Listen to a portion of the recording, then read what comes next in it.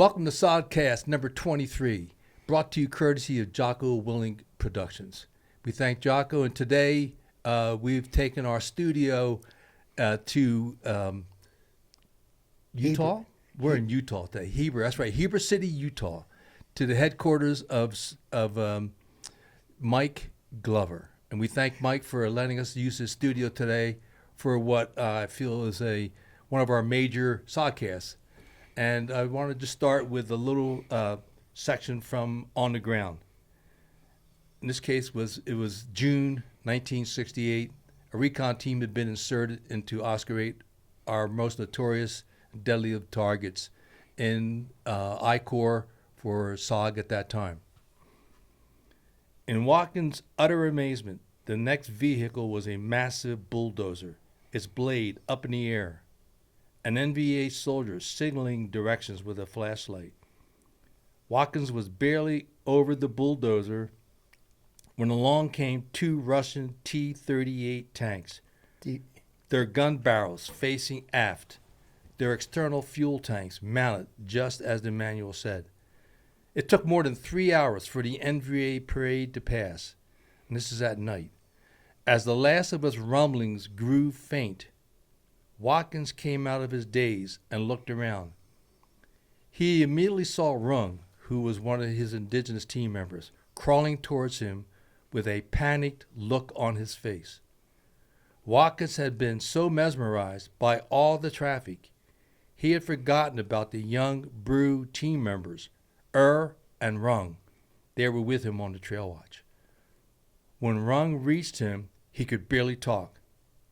Not proficient in English, under the very best of circumstances, what he was now attempting to tell Watkins bordered on the incoherent. Watkins calmed him down as best as he could and made him start over. Rung said he'd been watching the road traffic, just like Watkins, and had been as taken with it as he was. While he was staring at all the vehicles passing by, a hand had reached out from the darkness and given his arm a shake. A Montagnard soldier, one of the NVA from the North Vietnamese Army, the enemy, had pressed into unwilling service, said, "It's your time for guard duty." Fortunately, Rung was too stunned to do anything, but nod his head and grunt a kind of acknowledgement. It was enough, however, and the NVA Montagnard moved off into the brush. Rung was badly rattled, and the definite opinion that the three of them ought to abandon Highway 92, which they had been observing for the last 3 hours, and to the rest of the team as fast as possible. Watkins agreed. He returned to his team. So today it is my pleasure to introduce Pat Watkins, the man who was there, one of our historic SOG moments in time. Pat, welcome to the show. Well, thanks, Tilt. Glad to see you sober. Indeed. It's early. We did this early in the morning for a change. Indeed. I didn't know that was an opportunity for you. All right. Well, welcome. And that on that day, that mission, that's indeed, of all the stories that we've written about and heard about for SOG over the years, that's got to be up there near the top 5. You're on the watch, and the NVA touches your teammate. You're so close to the enemy in that major target in a trail watch after watching 3 hours of troops come by, and it's like your turn for guard duty. So first, just let us have a little reaction as the team leader on RT, at that time, ST Lion, correct? RT Lion. RT Lion, Yeah. and it was you, Pat, you're Pat. We had Little Lou DeSeta, and the third member was George Godwin. George, thank you. Yeah. And you had, what, 3 in Dig or 5 in Dig? No, I had 7. 7? Okay. So your reaction, I'm sure that day and that night remains vivid in your memory, I sir. was just thankful he didn't shoot him. That would have been the end of it all. Oh, yeah. Compromised us. Yeah, it's one of those people want me to take a lie detector test. It's really, really true. But it was really true. And it was, not only was it an eye-opener, the whole mission itself as you know, Oscar 8 was a notorious target.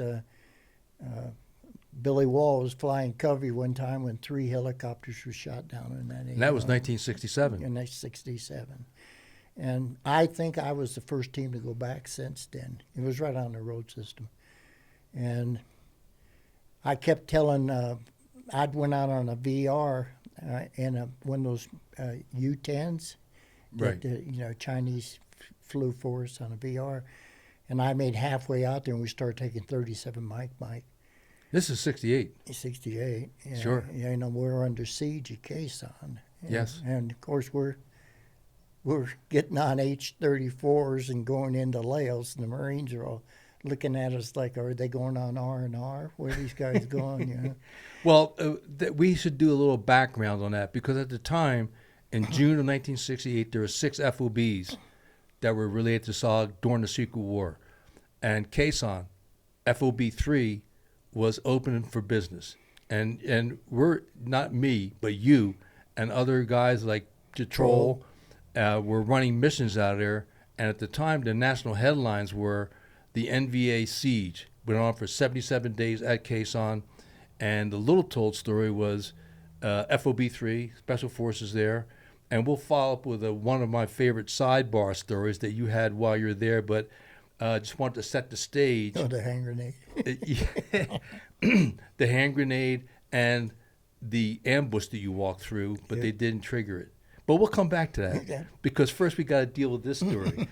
And so the trail was 92, and was there one or two other trails that was near that intersection? And the reason why, first we're in I-Corps near the DMZ and near to Laos. Right. And that's a major junction for NVA traffic heading south, as you witnessed firsthand. Right. That's where they broke off to go into the ash show.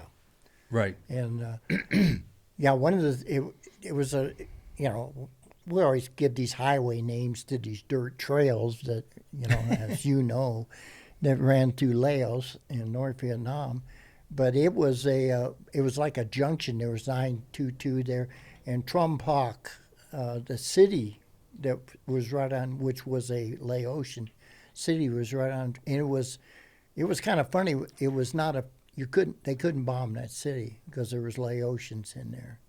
Really? Yeah, and it's in '72 when I was over there again. On your third tour duty. Yeah, well, I had tour duty. Some of them was interrupted by other crap. I had 27 months in total. Well, and these guys today, hell, they do more than that on first. Oh, I know, they multiple tours. Yeah, these guys are unbelievable.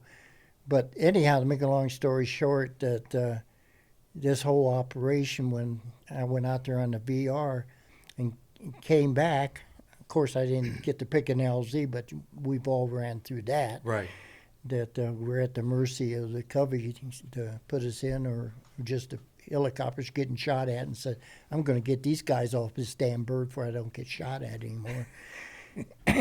So anyhow, I came back and I told Lou and George, of course they were concerned about the target we were running.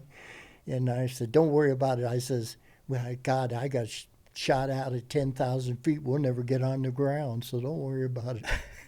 And little did you realize. Yeah, when I got on the ground, the first thing Lou did was grab me and said, you said we weren't going to come here. Well, and then getting back to the serious side of that mission, right after you're inserted, what happened to the slick that inserted you all? Got shot down. Yeah. Welcome to the Secret War. And then they said, stay where you're at. We're going to come in and pick you up. You got to go in and get the crew out of the helicopter. Got shot down. And I kept saying, well, isn't that a danger zone there since they shot the damn helicopter down there? But when we were coming into the, typical, I'm standing out on the slick, right, getting ready, and Lou's got a hold of my LB before I don't fall out and become free fall qualified. And and I looked up and there's green tracers coming at us on all sides, and I says, shit, they ain't going to abort this thing? What the hell's going on here? Yeah. And then they let us off in a bomb crater. Wow. And, and it had all that water in the bottom, how it sure did it. And one of my yards down there, thought he was on the Olympic swimming team trying to get out of the water. Because it was muddy, he slid It into the muddy in water. there. Oh no! I think they actually, well, of course, they didn't know we got in. Right. Or they'd come and killed us. You know, I mean, shit, what am I going to have? I didn't know if my yards were going to, take off their shit and blend into hunter-gatherers again, Yeah, because how long had you been on RT line at that point? I've been there, me and Schaff, and got there in 1st of April. And, as I told you before, we were still, we're still taking artillery and stuff all day. The Marines are just getting caisson. there. Yeah, every time Yeah. a damn resupply team came in, everybody run for the bunkers and stuff because they'd open up from Coal Rock across the border shooting Right. 152s at us. And so, just for the record, you also came in country November of '67 or December of '67? I came in November. November, and then your first duty station with SOG was at Da Nang FOB 4. Yeah, we were the original 1-0s. We opened up that camp. Was that right? Yeah, Bill LaRosa Sure. ran the first mission. When your commo guys, they taught you when you went through, Yep. and the whole team got wiped out. That was good for our morale. The first mission run out of there, and we were a pontoon. Well, again, for the record, we're talking about Sergeant First Class Paul Villarosa, and what you're referring to is when during 1967, myself, Johnny McIntyre, Tony Harrell, Rick Estes, and the guys, we had gone through combat training, got recycled, and Paul worked with us at night and on weekends. Came in, and he had 3 previous tours of duty with Special Forces in Vietnam. He also had a tattoo across his neck which said, "Cut here." Yeah, cut along the line. Yeah. Yes, cut along the And line. then he had 2 bluebirds above. And that was the day before we didn't have, it wasn't like today. Everybody's got, Right. Back then you couldn't wear 'em. Samoan stuff. No. We were told we couldn't have tattoos. Well, in the Marine Corps, when I was in the Marine Corps, an officer couldn't have a tattoo below the elbow because it would show up in these TWs. Couldn't have that. And couldn't have that. Not at all. And the Marines, it had the devil dog deal. But just to give our viewers a sense of what the enemy was, communist, the North Vietnamese army, you opened up the camp in December. The first mission now is like just January 1st or 2nd of 1968. Paul Villarosa is the 1-0 the team. They go in, make heavy enemy contact. Yeah, they were CAC. That's when we had these CAC pads. In other words, they had For code names, Right. And you like enemy inside would be Orange 1 or something Right. like that. And they told us we had the CAC message. Well, that crap on Fox Mike, Fox Mike. on FM radio, Yeah, that was like, our old PC 25s. yes, our line of sight radios that once everybody left, there was nobody to talk to. And sometimes they worked. Sometimes if the battery hadn't run out in 2 hours. And here too, that moment in time before we get back to Oscar 8 was almost everybody on the team was killed except for one American who was left alive. They left him. And then they came back with a flamethrower and literally torched Villarosa's body. Yeah, they tortured him all. And that was psychological warfare. So that one remaining soldier would get extracted, come back, and then tell what happened. But they didn't let him come back. Yeah, they took him right to Saigon, right? We never saw him again. Yeah. They also, So that's welcome to this dirty side of the Secret War, 1968. yeah, it was crazy too because our training. They sent us to Cam Duck. They call it 1-0 school. Again, that was the initial training for SOG then. Yeah, Dick Meadows was running it up there, and I don't know if you know Larry Manus, Captain Manus. I've only known of Larry. He's preceded by his notoriety. Yeah, and Larry was one of the guys, and we were out there doing, drills on the airstrip because he couldn't get out because when the camp got overrun in May, they shot down all the planes and killed a bunch of guys. This is again Cam Duck. Cam Duck. And there's an excellent book out on that siege, which is called Bait. Yeah. I tell you, they called me up and wanted to know. I said, no, I was a case on this thing when I siege. Whoa. We had our own siege. Yeah, no kidding. So let's get back to Oscar 8. Yeah. So after Rung alerts you, you return to the team gets together, and you moved on. Yeah, I had to take the point because nobody would move. Oh, is that right? I Yeah. forgot that. Yeah, well, these yards were.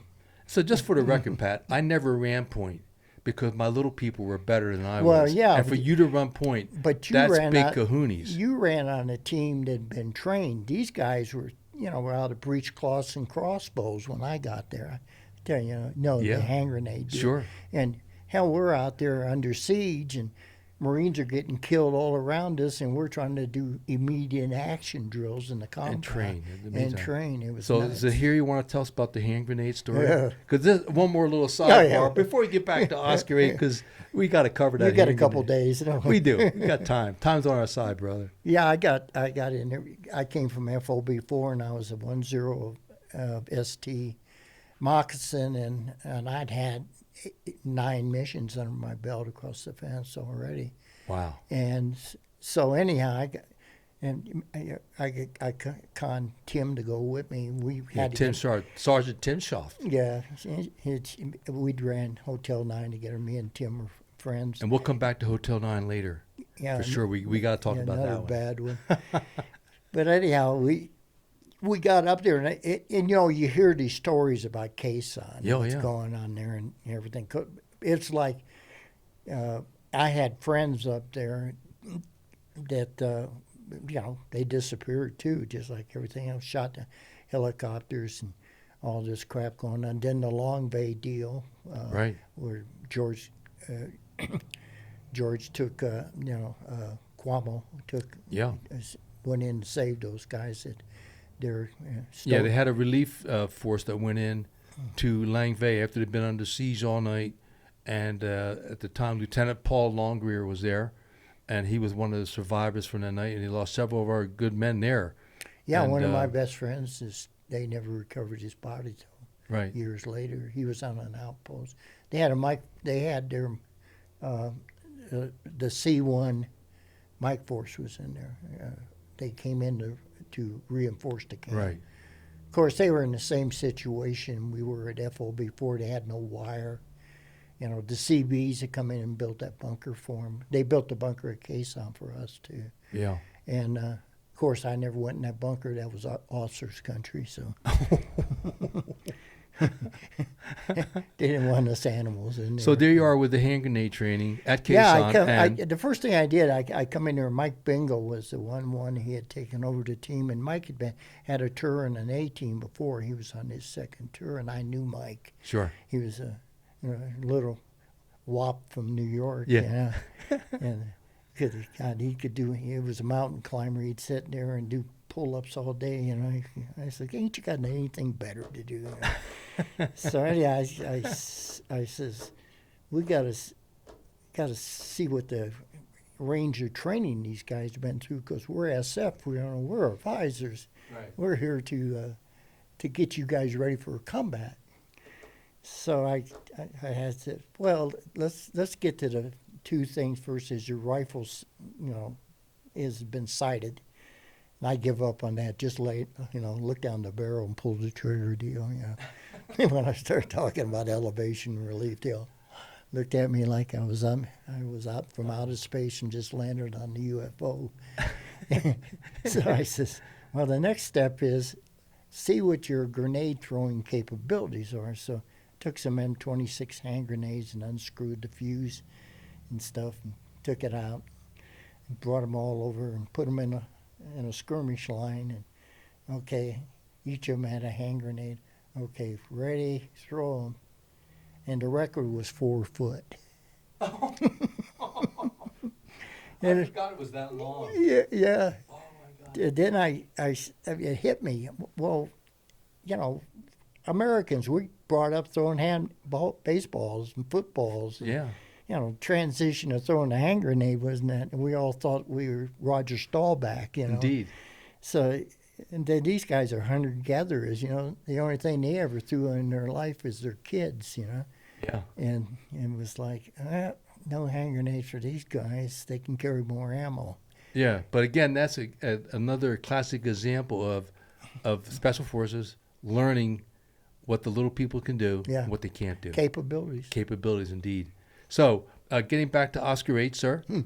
So on that day, you get back to the team. Now you're running point. because you hadn't had any of the individuals trained up well enough. You're confident, Well, particularly where you're there in that situation. Well, another thing too is, leadership in the jungle, as you know, is sought. It's looked at. When you're a 1-0 on a team, you're the guy. Right. You can't expect anybody else not to do what you do. And they look at you, Sure. You're the big kahuna, you're the guy that's done this and been there. And there was hardly any cover there. We were going from one bomb crater to the other. All these B-52 strikes on the trail. Which had been there previous. Oh yeah, Yeah. they bombed. They were bombing that night. I was there down the road. God, Is that right? Oh yeah, yeah. They bombed the kidding. trail every night, man. Sure. And they had a Spectre come over shooting up the goddamn trail too with 105s on her. Oh, no kidding. Yeah, see one through Spectre. Yeah. So anyhow, I says, we got to get out of this damn place, man. This is hazard to my health, I promised my wife I knew I didn't have enough insurance on me, to perish in Southeast Asia. So I got to this other bomb crater and my tail gunner come running back and he says, VC, VC, VC, And I says, where? And he pointed, and there's 3 of them coming right behind us, And I said, don't shoot them. Oh, no. Well, that worked, Full automatic. Yeah, about 30 people opened up on these poor dudes. And the reason why you said no was I they didn't know exactly where you were. They didn't see us. Right, and you wanted to Because we keep were in a bomb crater. Right, you wanted to keep the low profile as Well, long I as was you could. wanting to get out of that damn place, Alive, man. yeah. I was wanting helicopters to come back in. And I know how helicopters are. They're getting shot at. They don't really want to come in. So finally, I of course, musicians give away and everything else. We're in this bomb crater, and Lou says, what are we going to do? And I said, we're going to stay right in this damn bomb crater. We're not going anywhere. I said, we got some cover and concealment in here. Put out the claymores. So, deal. Put out the claymores out in front of us. And all of a sudden, I heard these guys are reconning by fire, trying to find out where we're at. And when the recon by fire, they moved shooting into the jungle, into the elephant grass. Yeah. Part of it is to get you to fire back at them. That way they know where you're at. Right. Another thing is they're paranoid as we are. They're shooting anything that moves, birds, leeches. Monkeys. Monkeys, yeah. It's like they don't want to die in Southeast Asia either, Yeah. So we're in this damn, and I had Godwin get a hold of Covey, Yeah. who was on station putting another team in to the Ashow. And it was Greg, it was Hartness. Oh, is that right? Yeah. Covey 265. Yeah, the Air Force captain flying an O2 at that time. Yeah, he was And Covey was a FAC, a forward air controller. Yeah. But we called him Covey. that was a code name. Code name, yes, Yeah, sir. And he was one of our best Covey pilots ever in history. Outstanding. Yeah. I flew with me and Spider flew with him.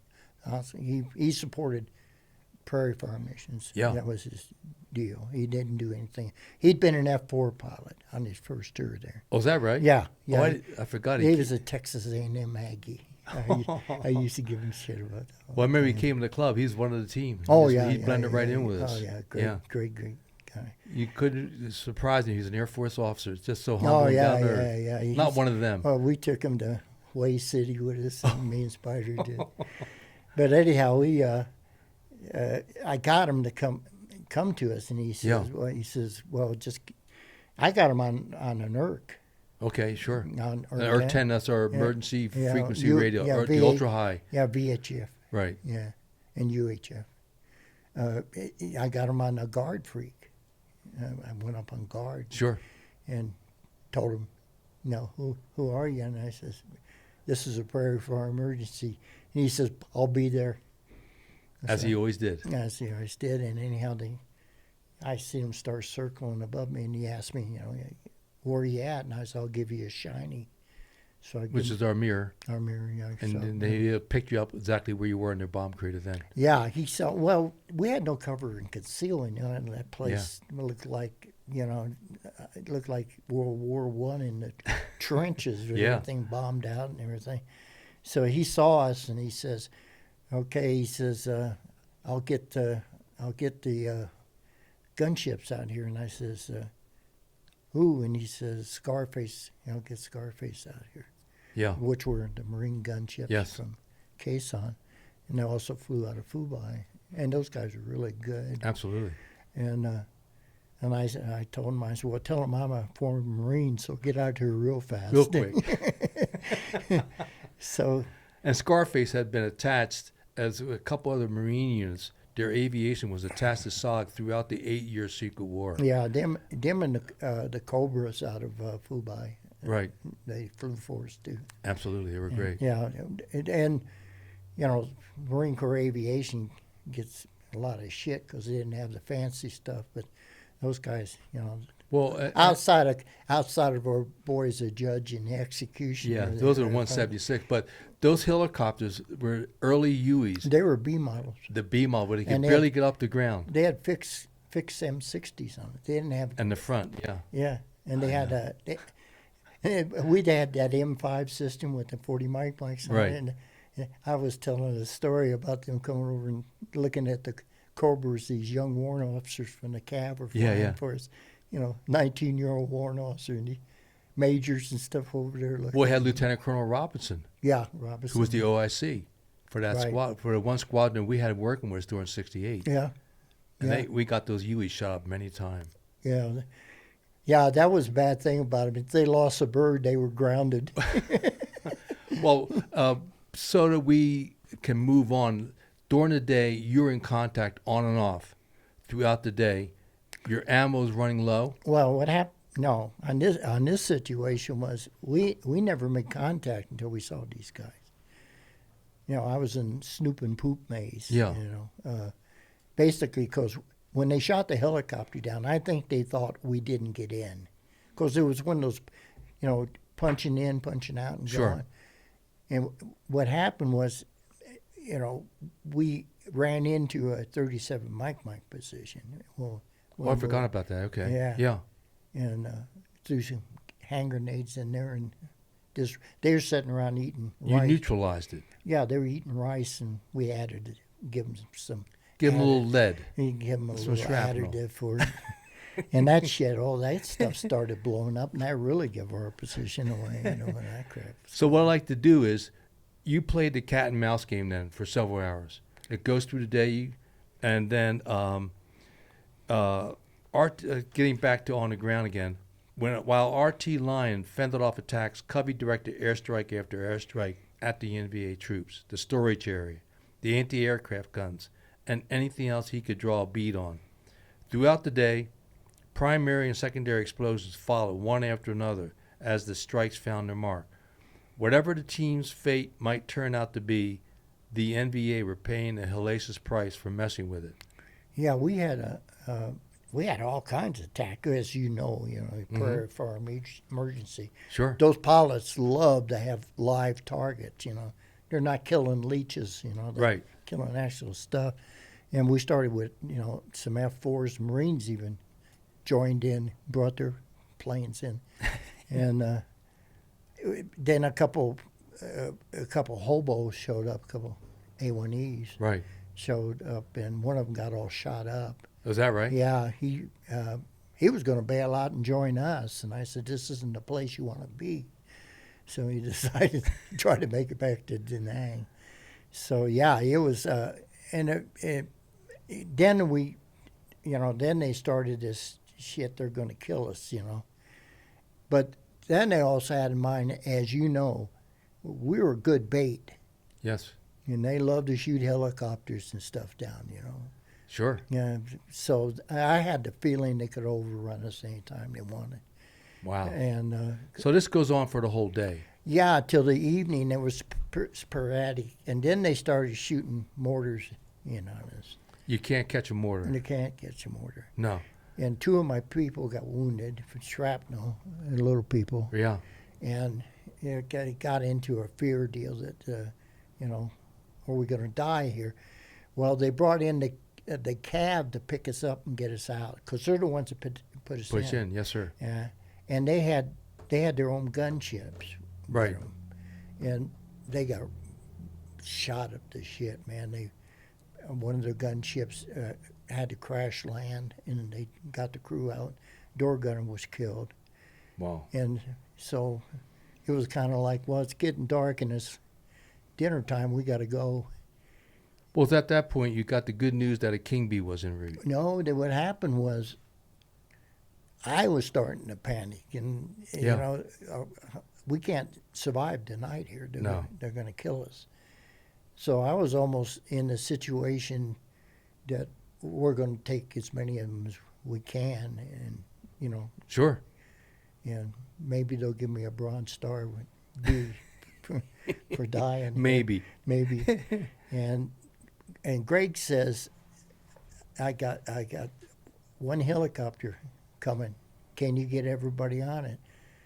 And I said, I'll ride on the goddamn door handle if you get it in here.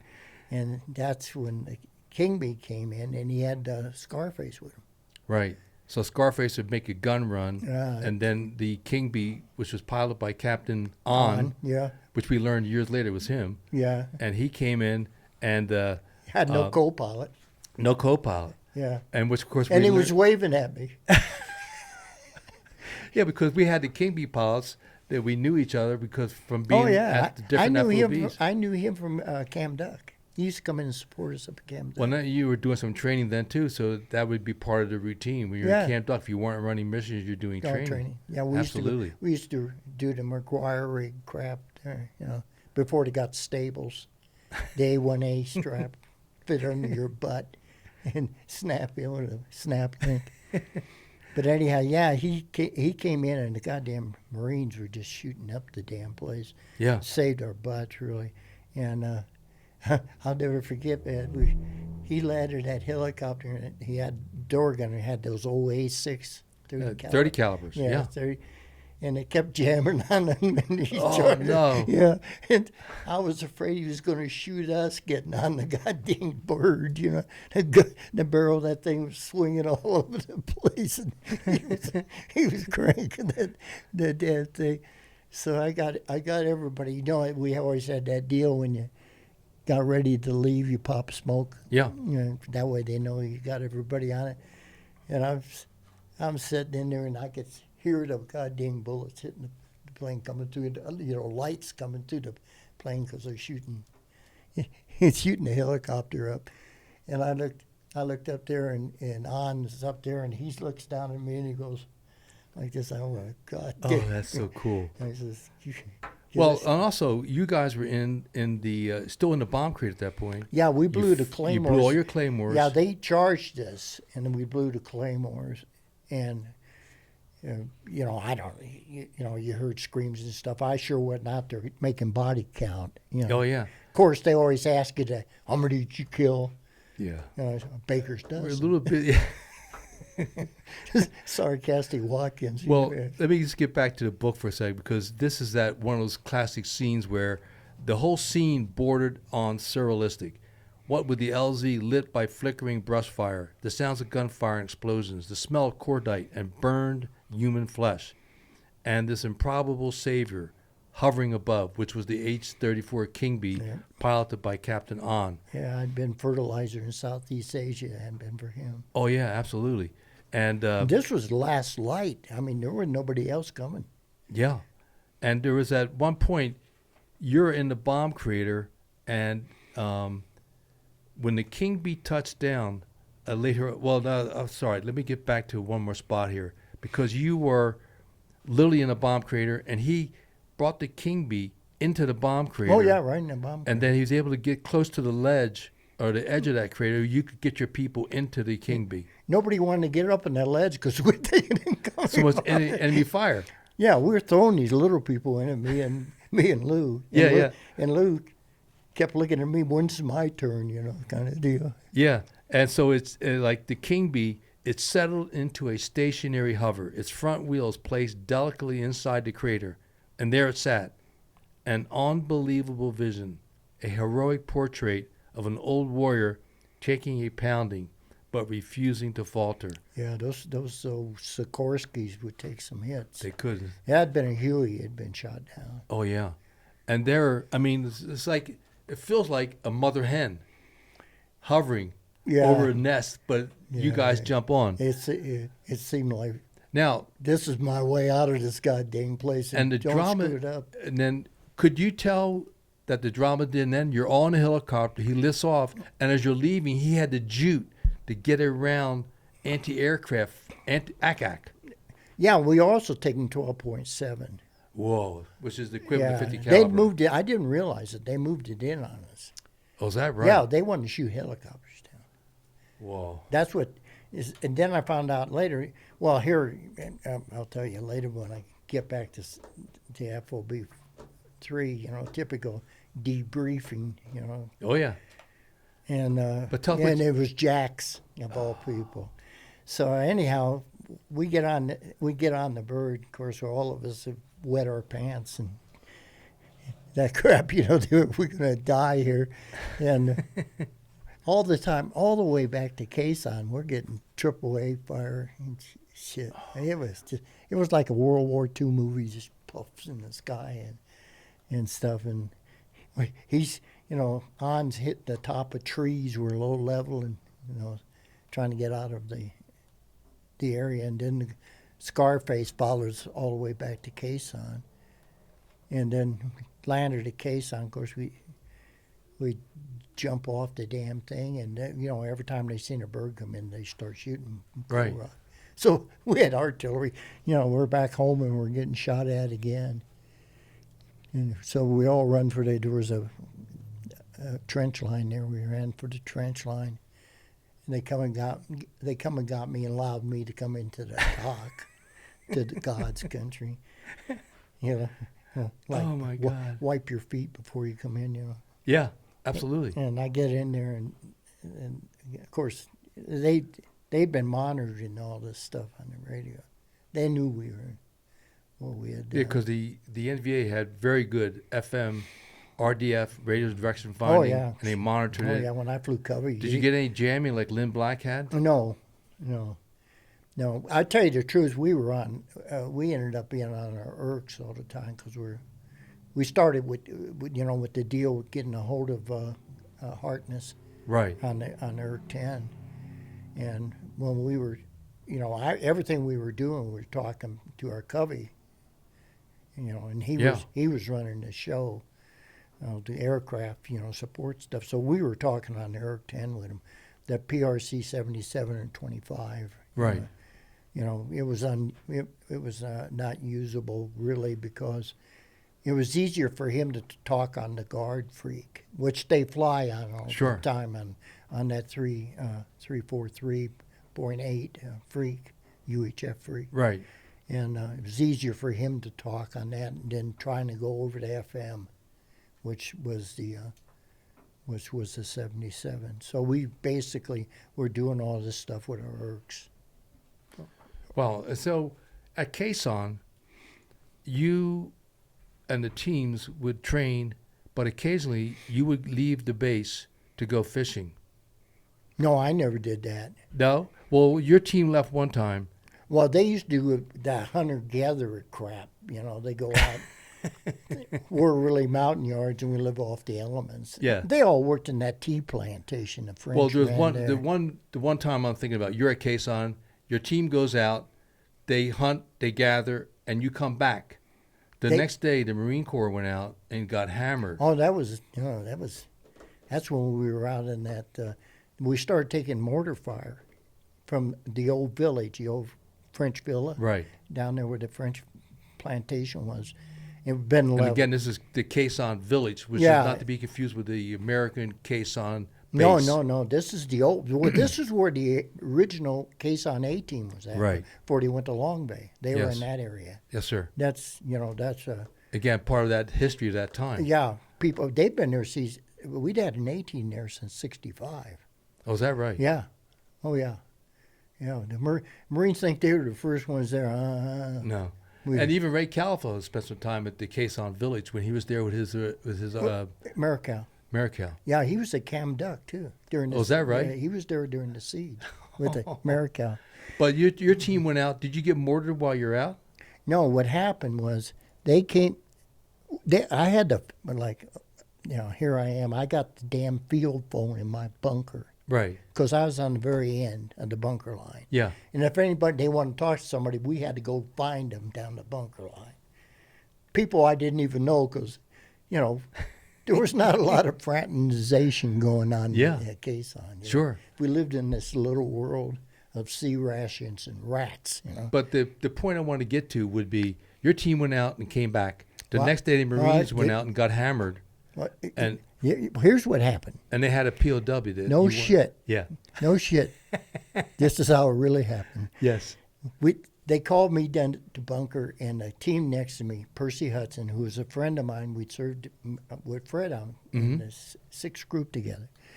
And he was the 77th guy. He'd been around a long time. He's sergeant first class. Okay, right. And anyhow, they call, and he was at FOB4 with me. They called me and him. The phone rings, says, you and Hudson come up here. Well, I knew it was, they didn't want us to come up there to rearrange the deck chairs, Right. And this is a mission. So he get up there. And people don't realize it. You know this crap. We'd run in country missions and we're like nothing. Yeah. The war's being fought here. And it was like, Yeah. Yeah, we can Compared walk to prairie we fire. can walk back to the camp. There's no helicopter shit. So anyhow, they says, well, we're taking 81 millimeter mortars, and the Marines are from the village. Well, what else is new? We're taking fire all over the damn place. And they says, we need you guys to go down there and check it out. and there's not a tree in sight there, There's no cover. And Highway 9's running right there. So Jax was the operations officer. And he says, what's your plan? And I looked at him and I said, to survive. And he said, oh, you goddamn wise ass Watkins. Said, Well, that's accurate. Yeah, I said, I qualify. Yeah, indeed. In the first place, he didn't want to piss me off, so because I was running missions. So anyhow, I got back with Percy and I says, okay. And we had to go out the front gate like it was, man. and walk down Highway 9. I mean, the Marines got ambushed on this damn highway every day, They go down there with those 48 tanks, lightweight tanks they had. Fucking Charlie had run out and hit them with RPGs, So, So you go down to I split. I'm in charge, and Right. it should have been Hudson. He was senior than me, but I was the mission guy. So I put him on one side of the road, and I'm on the other, and I just get us in a wedge, Yeah. a combat wedge. Mm-hmm. And I says, okay. I tell this was when Bingo was there. I told Bingo, look if we take fire, here's what we're going to do. We're going to get our asses back in the base. ASAP, if not sooner. And I said, do you have your running shoes on? We're not going to get enough. Because the Marines go down to a company, man. And this is during the Quezon Siege. Oh, yeah, Yes, we're indeed. still taking. And they're worried about a couple mortar rounds coming in because it came close. But I'd like to get back to bunker. the moment where you finally go down what to happened, S3. What happened was we go down there and not one round farted. We hit the village, and I says, okay, retrograde, Sure. Yeah, let's get back. You didn't find anything? Well, I didn't look that hard. Yeah. I wasn't going to say that. It was kind of like, looks okay to me. So anyhow, we get back to the base, and I go down there. Percy says, well, you go. I've already been. So I go down there and said, well, I couldn't find anything. So you're back in base. You go down to the S3 shop. So the next day, right, the Marines had this road clearing operation. They used to go to the rock pile, which was a Marine outpost down the road. And hell, those guys are getting their asses shot at, too. And they had a company of Marines. They had one of those Ontos with the 106s mounted on it. Yeah. With 3 106s on each side. I mean, they fired all of them at one time. Damn thing would turn over. And nobody wanted this damn thing, so and the Army designed them to give it to the Marines. Oh no. Yeah. Okay. And they had an M48 tank, right? Right. And then they had two deuce and a halves full of troops. Yeah. And they got hammered. Well, they used the Onto as the point man, and they had the M48 tank behind it, and then these guys are in their trucks. Well, this is back. Yeah, this is Indian country out there, you know. So we're up on watching them go down. I got pictures of this. I have my pin double E up there taking pictures. Oh, no kidding. Yeah, Okay. I'll send you the pictures. Anyhow, they start down the road and they clear our compound, and all of a sudden, man, the world opened up. We're taking rounds into our compound. All of us guys are dumping. And the Marines are getting hammered out there. They come out with RPGs. They hit the tank. Of course, we didn't have reactive armor like they got Right. today. They hit that damn tank, and it was smoking. It came down the road 100 miles an hour. I never knew a tank could go that fast backwards. And they knocked the Ontos out. They killed everybody. The two kids in the Onto, they killed Wow. them. And then the Marines all got out and got into a world of crap with them. And there's battle going on. We're all down in our bunkers, you know, got the flak jackets over our head, you know, and all this crap's coming in. And the tank stops right in front of my compound. They pulled this one kid out. He was all screwed up, all shot up from the shrapnel coming in from the RPG, because those are, you know, they use it's a shape charge. Yes. So it would, you know, it Yeah, penetrate. RPG, a rocket propelled grenade. Yeah, they got That's the shape when sevens it hit now. the tank. It was RPG twos in those days. But anyhow, that was their you know, their law or whatever now Sure. we call. And they were really good. I wished we'd had them. They were really good weapons. And they knocked the tank out, man. The only thing still running was the engine. They hit the turret, whereas the homogeneous steel is the lightest in the turret because it's condensed. And then one of the deuce and a halves come back, and the driver was all shot up, and his co-driver was dead. And, you know, all this crap's going on. And finally, it ceased, and all the guys came back, and they had 27 wounded and 14 killed. Wow. And I get this call from the TOC for me to come to the TOC. The Tactical Operations Center, which was the nerve base for That operations. was officers' country. You know, the old one deck, as they say in the Marine Corps. Anyhow, where they actually had food. Yeah. So I go down there and they got we had this Arvin Ranger captain that was attached to us. You got to have a Vietnamese, right? Sure. And he was a good guy. He was there, and he saw me, and he said, "Come here." You know, they had this NBA captain. Right. They had him in a chair, and the Marines had captured him. And they'd kill a bunch of NBA too. Sure. Marines ain't going to come back unless they kill. You're surprised they had an officer alive. Well, what shocked me was, why in the hell am I here? You know. Yeah. You got to be Vietnamese speakers here. All I know is fucking goddamn Dee Mau Mau. And so, anyhow, Bar's in Lieutenant Colonel Roy Barr. Yeah, Bar's in there. Yeah. And he says, "Pat, you got to hear this." And this guy looked up at me, this NBA, and he says, starts on, and they're all laughing. The Vietnamese are all laughing. I said, "What the fuck did I come in? Is this a comedy club? You know? What's going on here?" Well, what they were in the ambush site, dug in, and we'd walk right through it. They were all under. It was like the Japanese in World War II. You know, they were on their trap shit. Sure. Camouflaged up, and we skirted the ambush site. They were on both sides of the road, and Percy was on one side, and I was on the other one. Right. Right to him. And he said the only reason he didn't they didn't want to kill a bunch of 3 Americans in a bunch of mountain yards. They could do that anytime they want. They wanted to kill Marines. Whoa. Yeah, so That But was that also is a reflection of the enemy dedicated they and held. wanted They, to go for mass they- casualties. they didn't panic. They stayed right in that position. Yeah, and you weren't even aware of them. They were that Well, well if I'd have been camouflaged. aware of them, I made Jesse Owens look like a punk, man. We've been going the other. We wasn't equipped to Right. take. This was a reinforced company. Sure. Yeah. So by June, your time at FOB 3 ends. You get transferred to FOB 1 Fubai.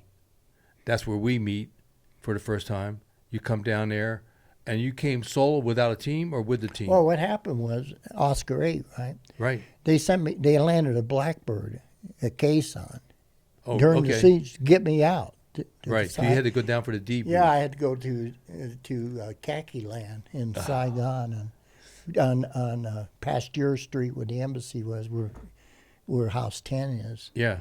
And SOG headquarters. Yeah, and of course I walk in there, hadn't had a bath and shower in 3 months. It was red clay. I looked like an American. From the Caisson red clay. Yeah, I looked like an American Indian coming in there, and I hadn't had a haircut, of course. I could have been one of the. But straight from the one of field, you Beatles. go to headquarters, and you had Yeah. to brief them about what you saw. Well, they landed that Blackbird, where it has a Fulton recovery system on the front of the crap. They landed, and of course, they just swung the thing around. And I was up there. The Marines had a air control thing. Right. There they had what they call Control tower. Anglico. The Marines Right. called it Anglico. It was. They had their own. They did their own. Of course, they had their own aviation, did their own Right. traffic control. So I was over there, and they said, the plane's coming in, get ready. So I got, my rucksack, and I just got out of the boomies. I was still trying to drink water. And they Skirtle debriefed me at Caisson, and Lou finished it up, and they just told me, you're going to Saigon, and I said, well, I'm ready for R&R. That's what came me. Yeah. So anyhow, the C-130 lands, and it's out in the strip. And of course, the guys in Laos see that, and they start, They open fire. of course they do. Yeah. And I'm running down the airstrip, trying to get on the tailgate of the Right. C-130. And the loadmaster's back there, and he's going like this at me, come on. So I throw my rucksack on, and I grab my rucksack, and the guy finally pulls me up. They were lifting off, man, and I was Whoa. hanging.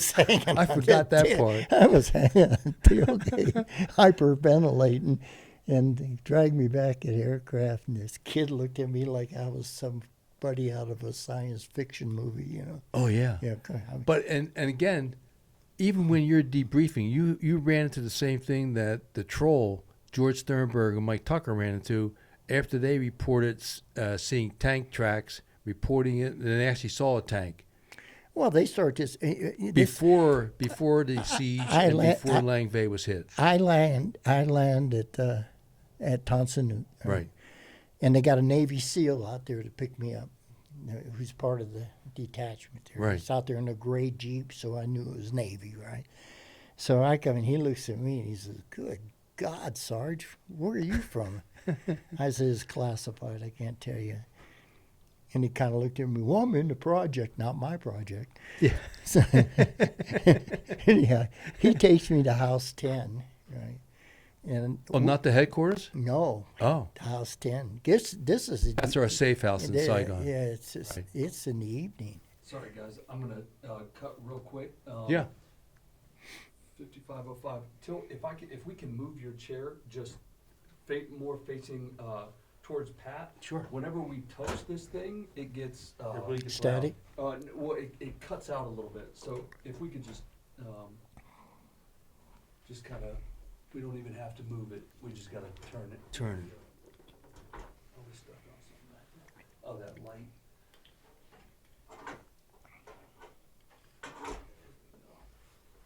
How's that? That's perfect. That way your shoulder's not hitting that. Yeah, thing. I hit it. I tried to avoid it, but No worries. It's just the way you receive it. It's hard not to. Well, you got all this time on TV. You're not. Look how well I'm doing this, and I'm a novice. yeah, but you're the sergeant major. I'm just No, but we've retrained you 5 times. You think you learned this by now? Yeah, I was going to, since they cut, I was going to tell him, they picked me up and they put me in. And Weasel Taylor was Sergeant Major there. I knew him. I was he's a typical asshole. And I walk in with, all my load bearing equipment on, Yeah. he's hanging on. All these kids are looking at me going, They've never seen a real, real soldier before. This is one of those guys they write books about. So he said they're looking at me and he says, Sergeant Watkins, and I say, yeah, Sergeant Major. We're going to get you in a clean uniform and take a shower and you go over and get debriefed. And I said, no, I'm going to go just like I am, Sergeant Major. He looked at me and he says, don't you want to look professional? I said, I thought I did look professional. I said, I'm above the average at Quezon. He looked at me like, this ain't going to work. So, Pat, you were going to House 10. All right.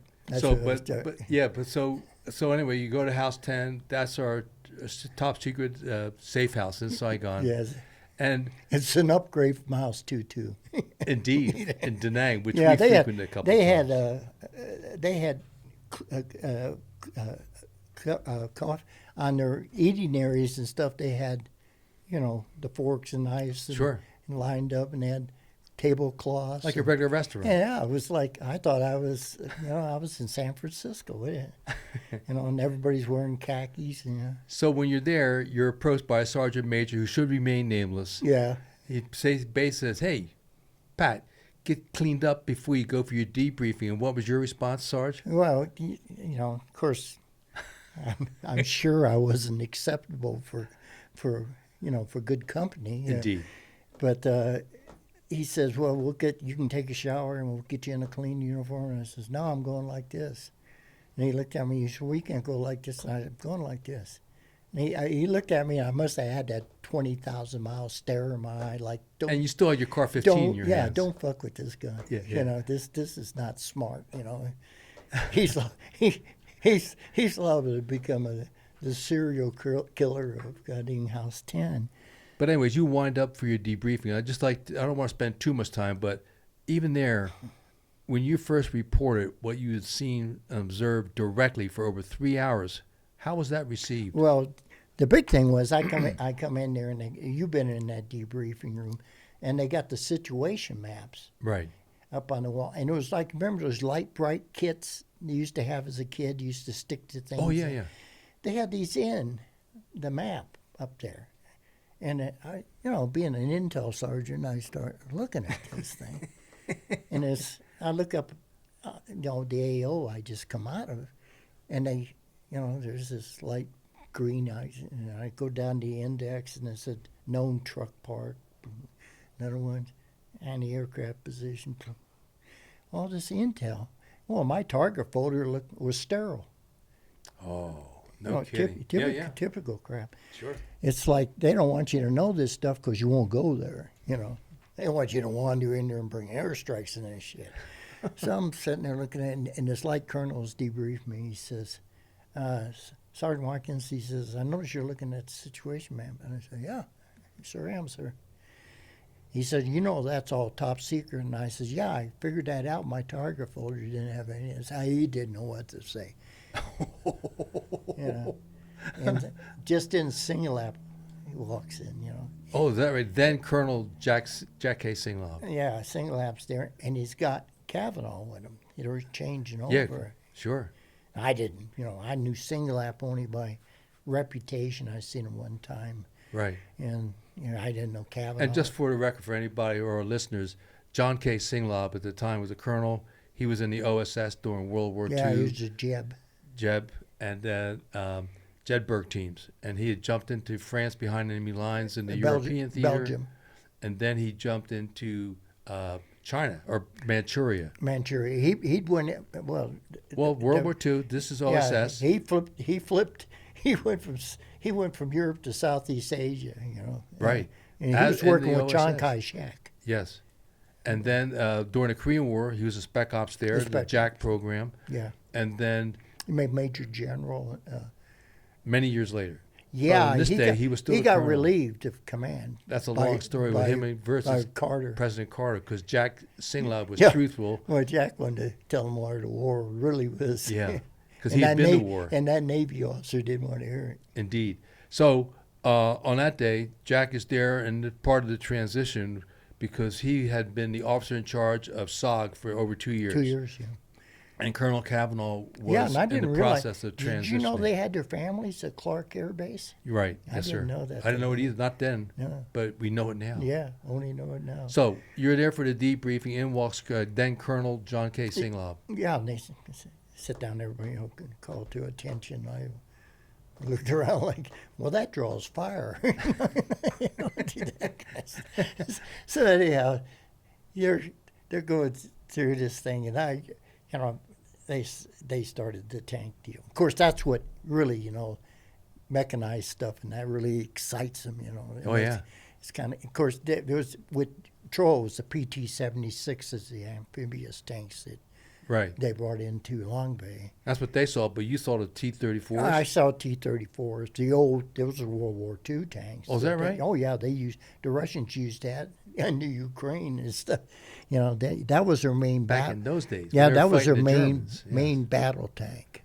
Okay. Tell you the truth, they were better than the Patton tanks we had because they had a bigger gun on it.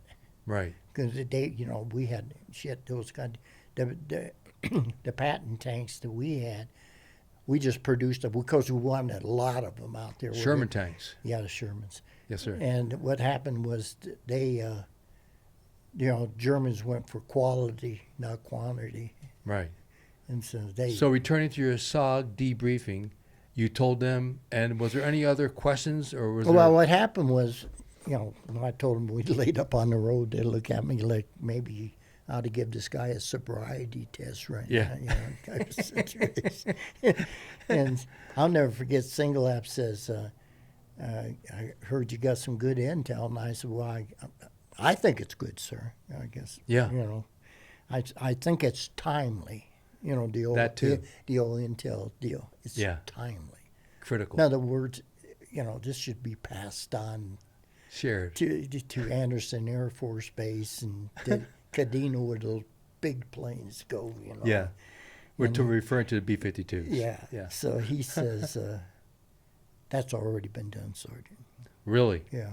So I knew it. Yeah. They were actually interested in something for once that I had done. Yeah. And so anyhow, the debriefing went on, and they basically says, okay, you go back to House 10, and we'll feed you. So I went back there, and Don Carr was there. Captain Carr was, Carr. He was at Long. There was Dave Carr. Yeah. Well, I knew a Dave Carr. I didn't know Don. Well, Don. Oh, the one who was KIA? KIA. Right, out of Thailand, flying out of Covey. NKP. Yes, because he had been a CCS and then went to NKP. He'd been in the 6th group. He was good friends with Mike Taylor. Yeah, him and Right. they were at I'm NKP. sorry, They were CCS together and then NKP. Well, anyhow, Don was there. Oh, is that right? Yeah, he was trying to get inside, or CNC. Sure. I'm gonna say.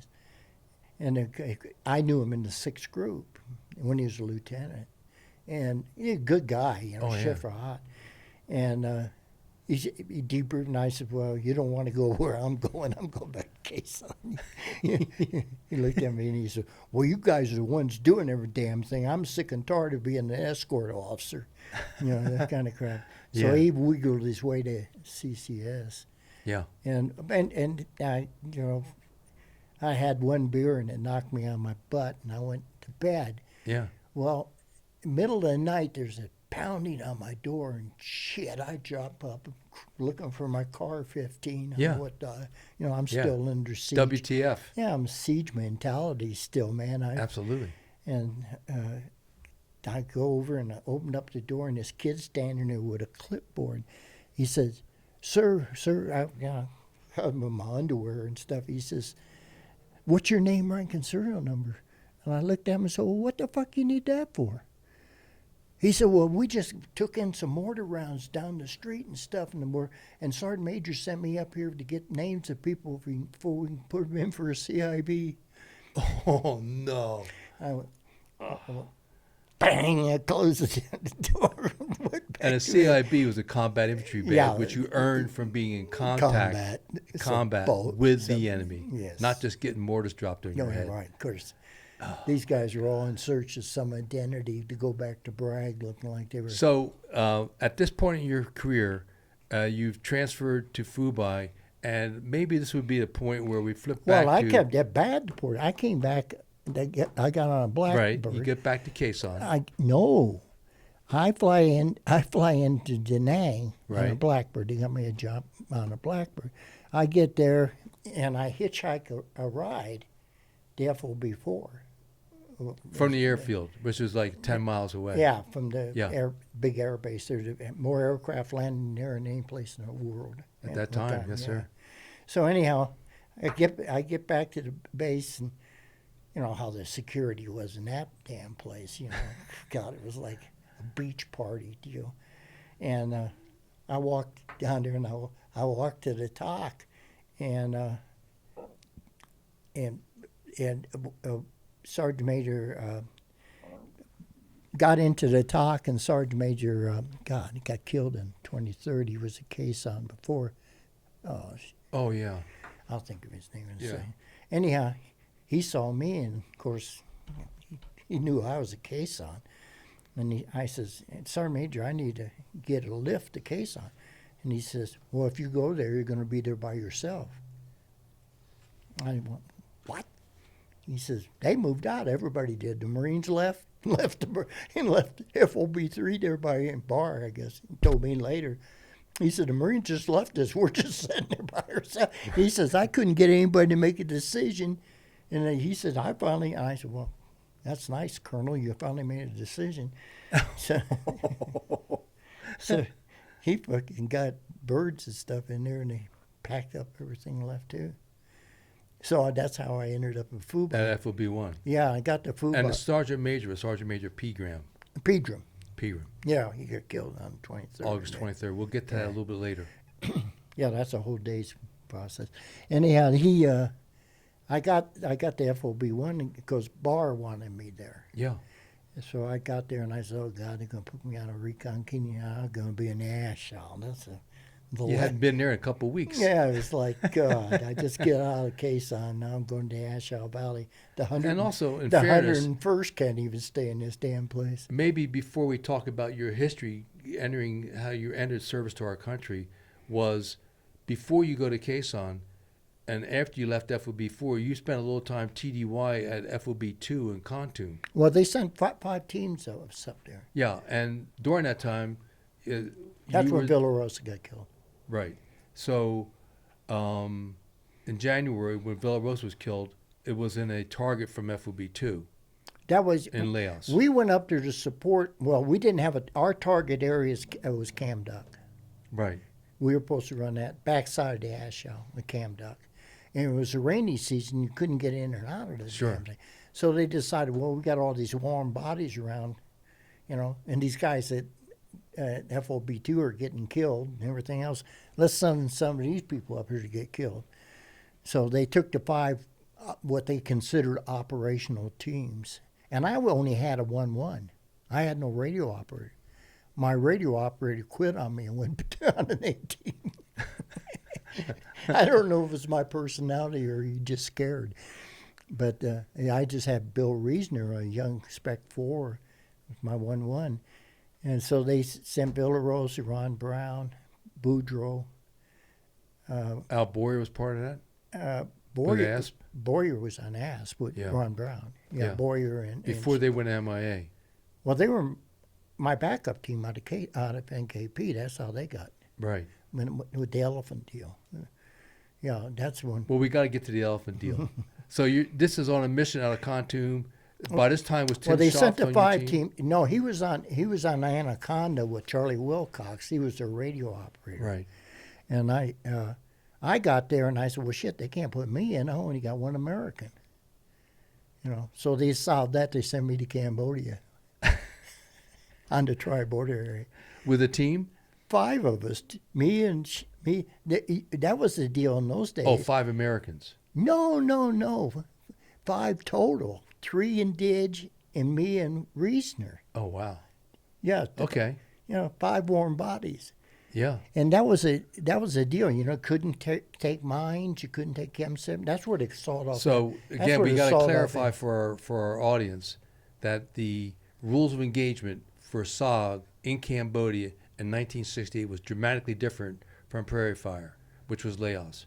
And in Cambodia, you couldn't have fast air, no close air support from A-1 Sky Raiders. Only thing you had was helicopter gunships, period. And a Bible. A Bible, indeed. A Gideon Bible. So in this case, you got a 5-man team, you and your 1-1.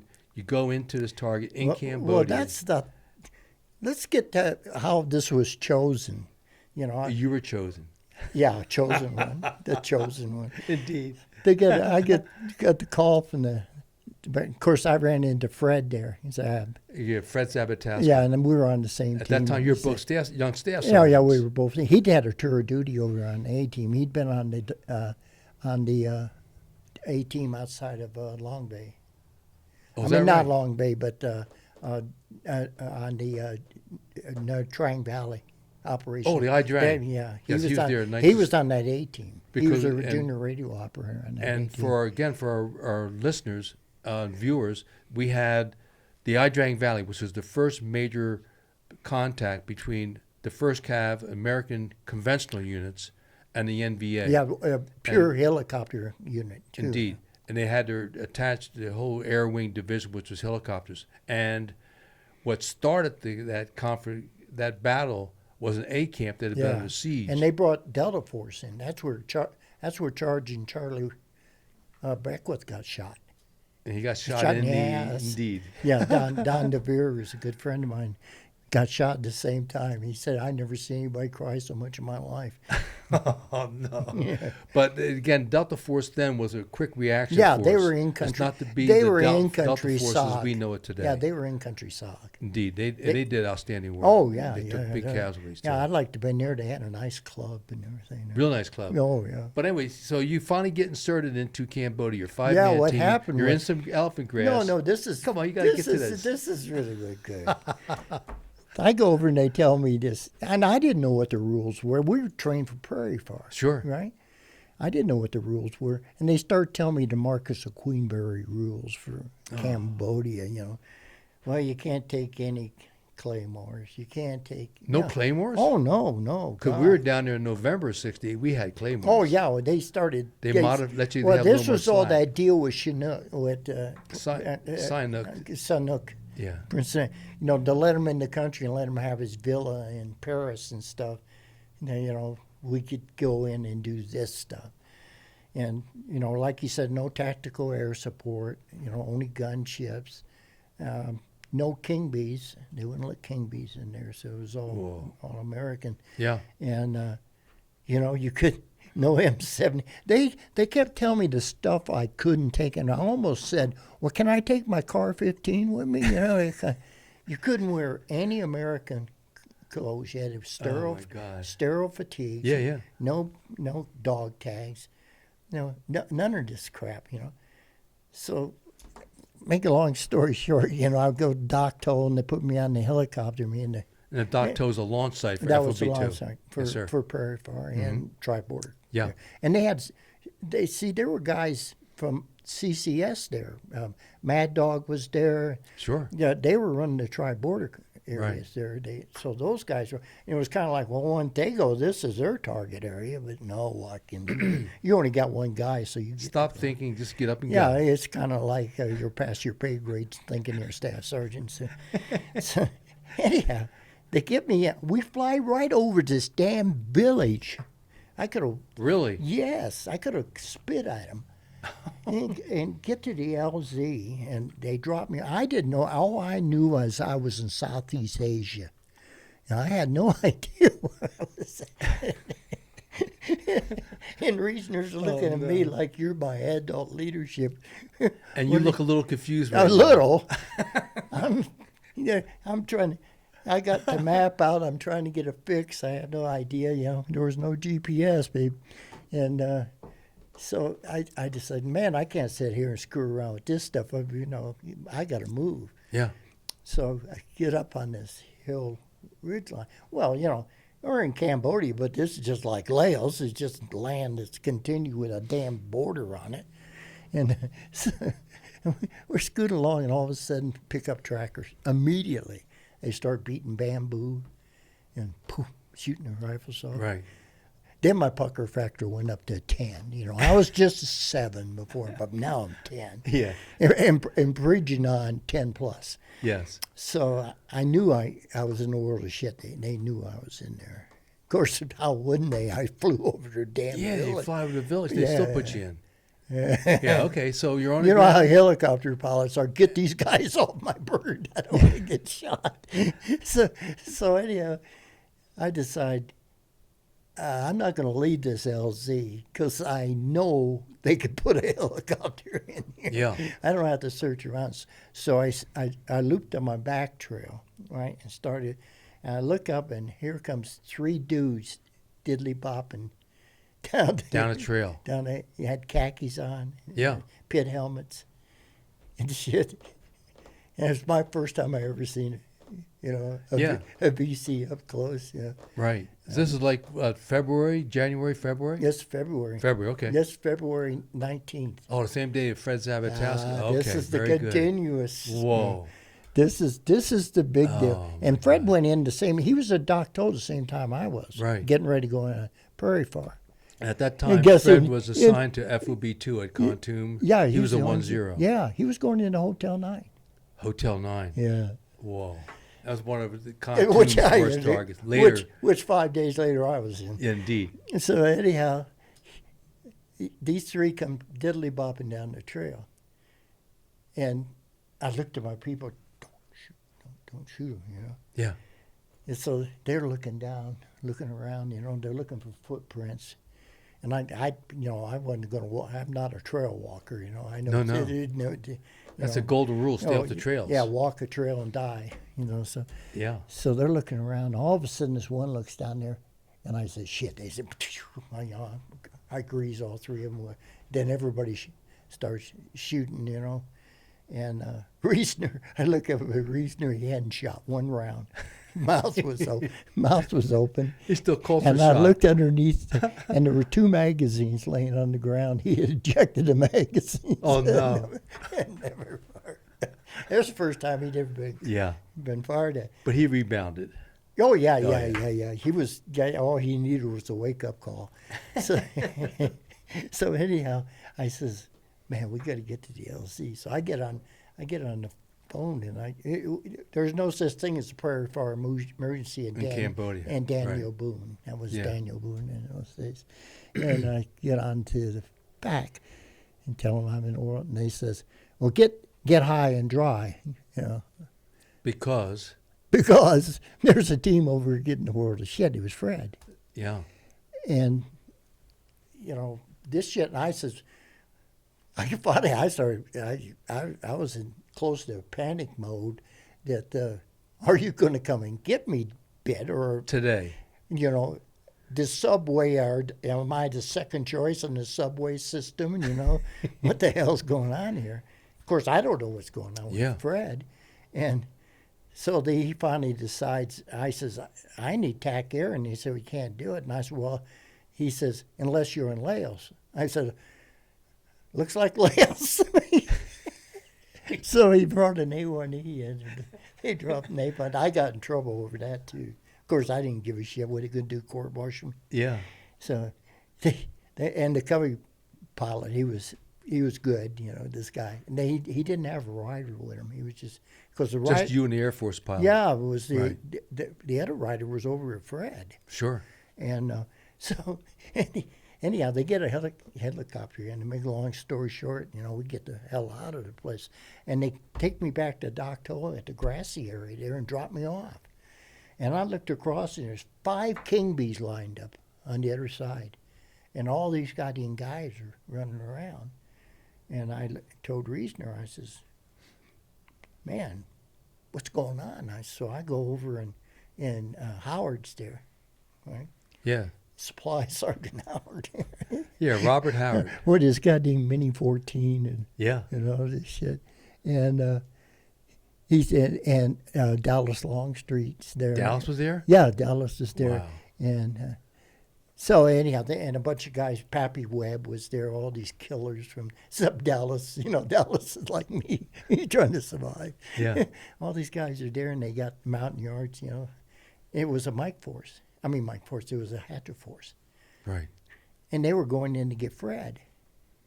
Yeah, because just for the record on that, Fred had gone in on a bright light after a team was hit. Then a helicopter gets shot down, and then while he's on the ground, another one gets shot down, and he pulled people out Well, of he the was burning in that. helicopter. He was in that helicopter. The one he was getting inserted or extracted.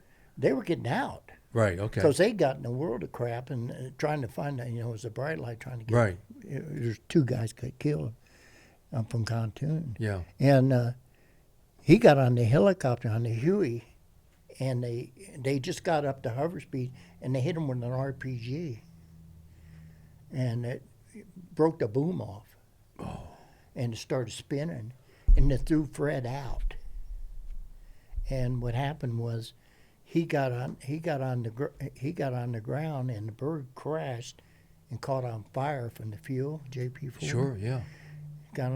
So he ran to the helicopter, fell down because he had a concussion. He knew he was screwed up.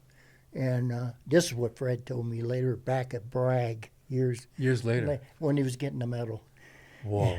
So anyhow, he says, I got up, and he says the compartment was all on fire, and magnesium was coming Sure. down. And he pulled the co-pilot out, and the co-pilot was dead. And then he went back and got the pilot, and the pilot was all screwed up, and he was all in his harness locked in, and Fred didn't know how to get the harness off, and he's going through all this, and finally he works him loose, and Fred's getting burnt too Sure. from the magnesium. Then the rounds start going off on all the guys. Yeah, the rounds in the helicopter are cooking off because Yeah, of the heat and it the was fire. on the guys. They Yeah. were burning up, and they're all their load bearing. Of course, they were screaming and everything. And Fred told me that he was suffering. He had PTSD bad. Oh, severe. And so anyhow, he pulled the pilot over, and he went back trying to get Glover, because Glover was going to take the team over. Oh, is that right? Yeah, Fred was going to operations, and for a strata team. Right. So anyhow, make a long story short, they got Fred out and taken back to play coup at the hospital there. And the story was, of course, I ran the Hotel 9 mission. 5 days later. 5 days later, on 23rd, with Schaff. I got conned into that deal. So I was a glutton. I was like you, man. I was a glutton for punishment. My wife would have killed me if they didn't kill me. She would have known the shit I did. Indeed. It's Eddie. Carol would not have been happy. She would. That old Marine would have put a shoe up my butt. So anyhow, I heard a story that they were putting Fred in for a Silver Star. Typical, right? Wow. The aviation unit, the 57th Aviation Unit, their commander, this colonel, had a fit that Fred had done this, saved his pilot, went back and got the body of the co-pilot, and did all this shit.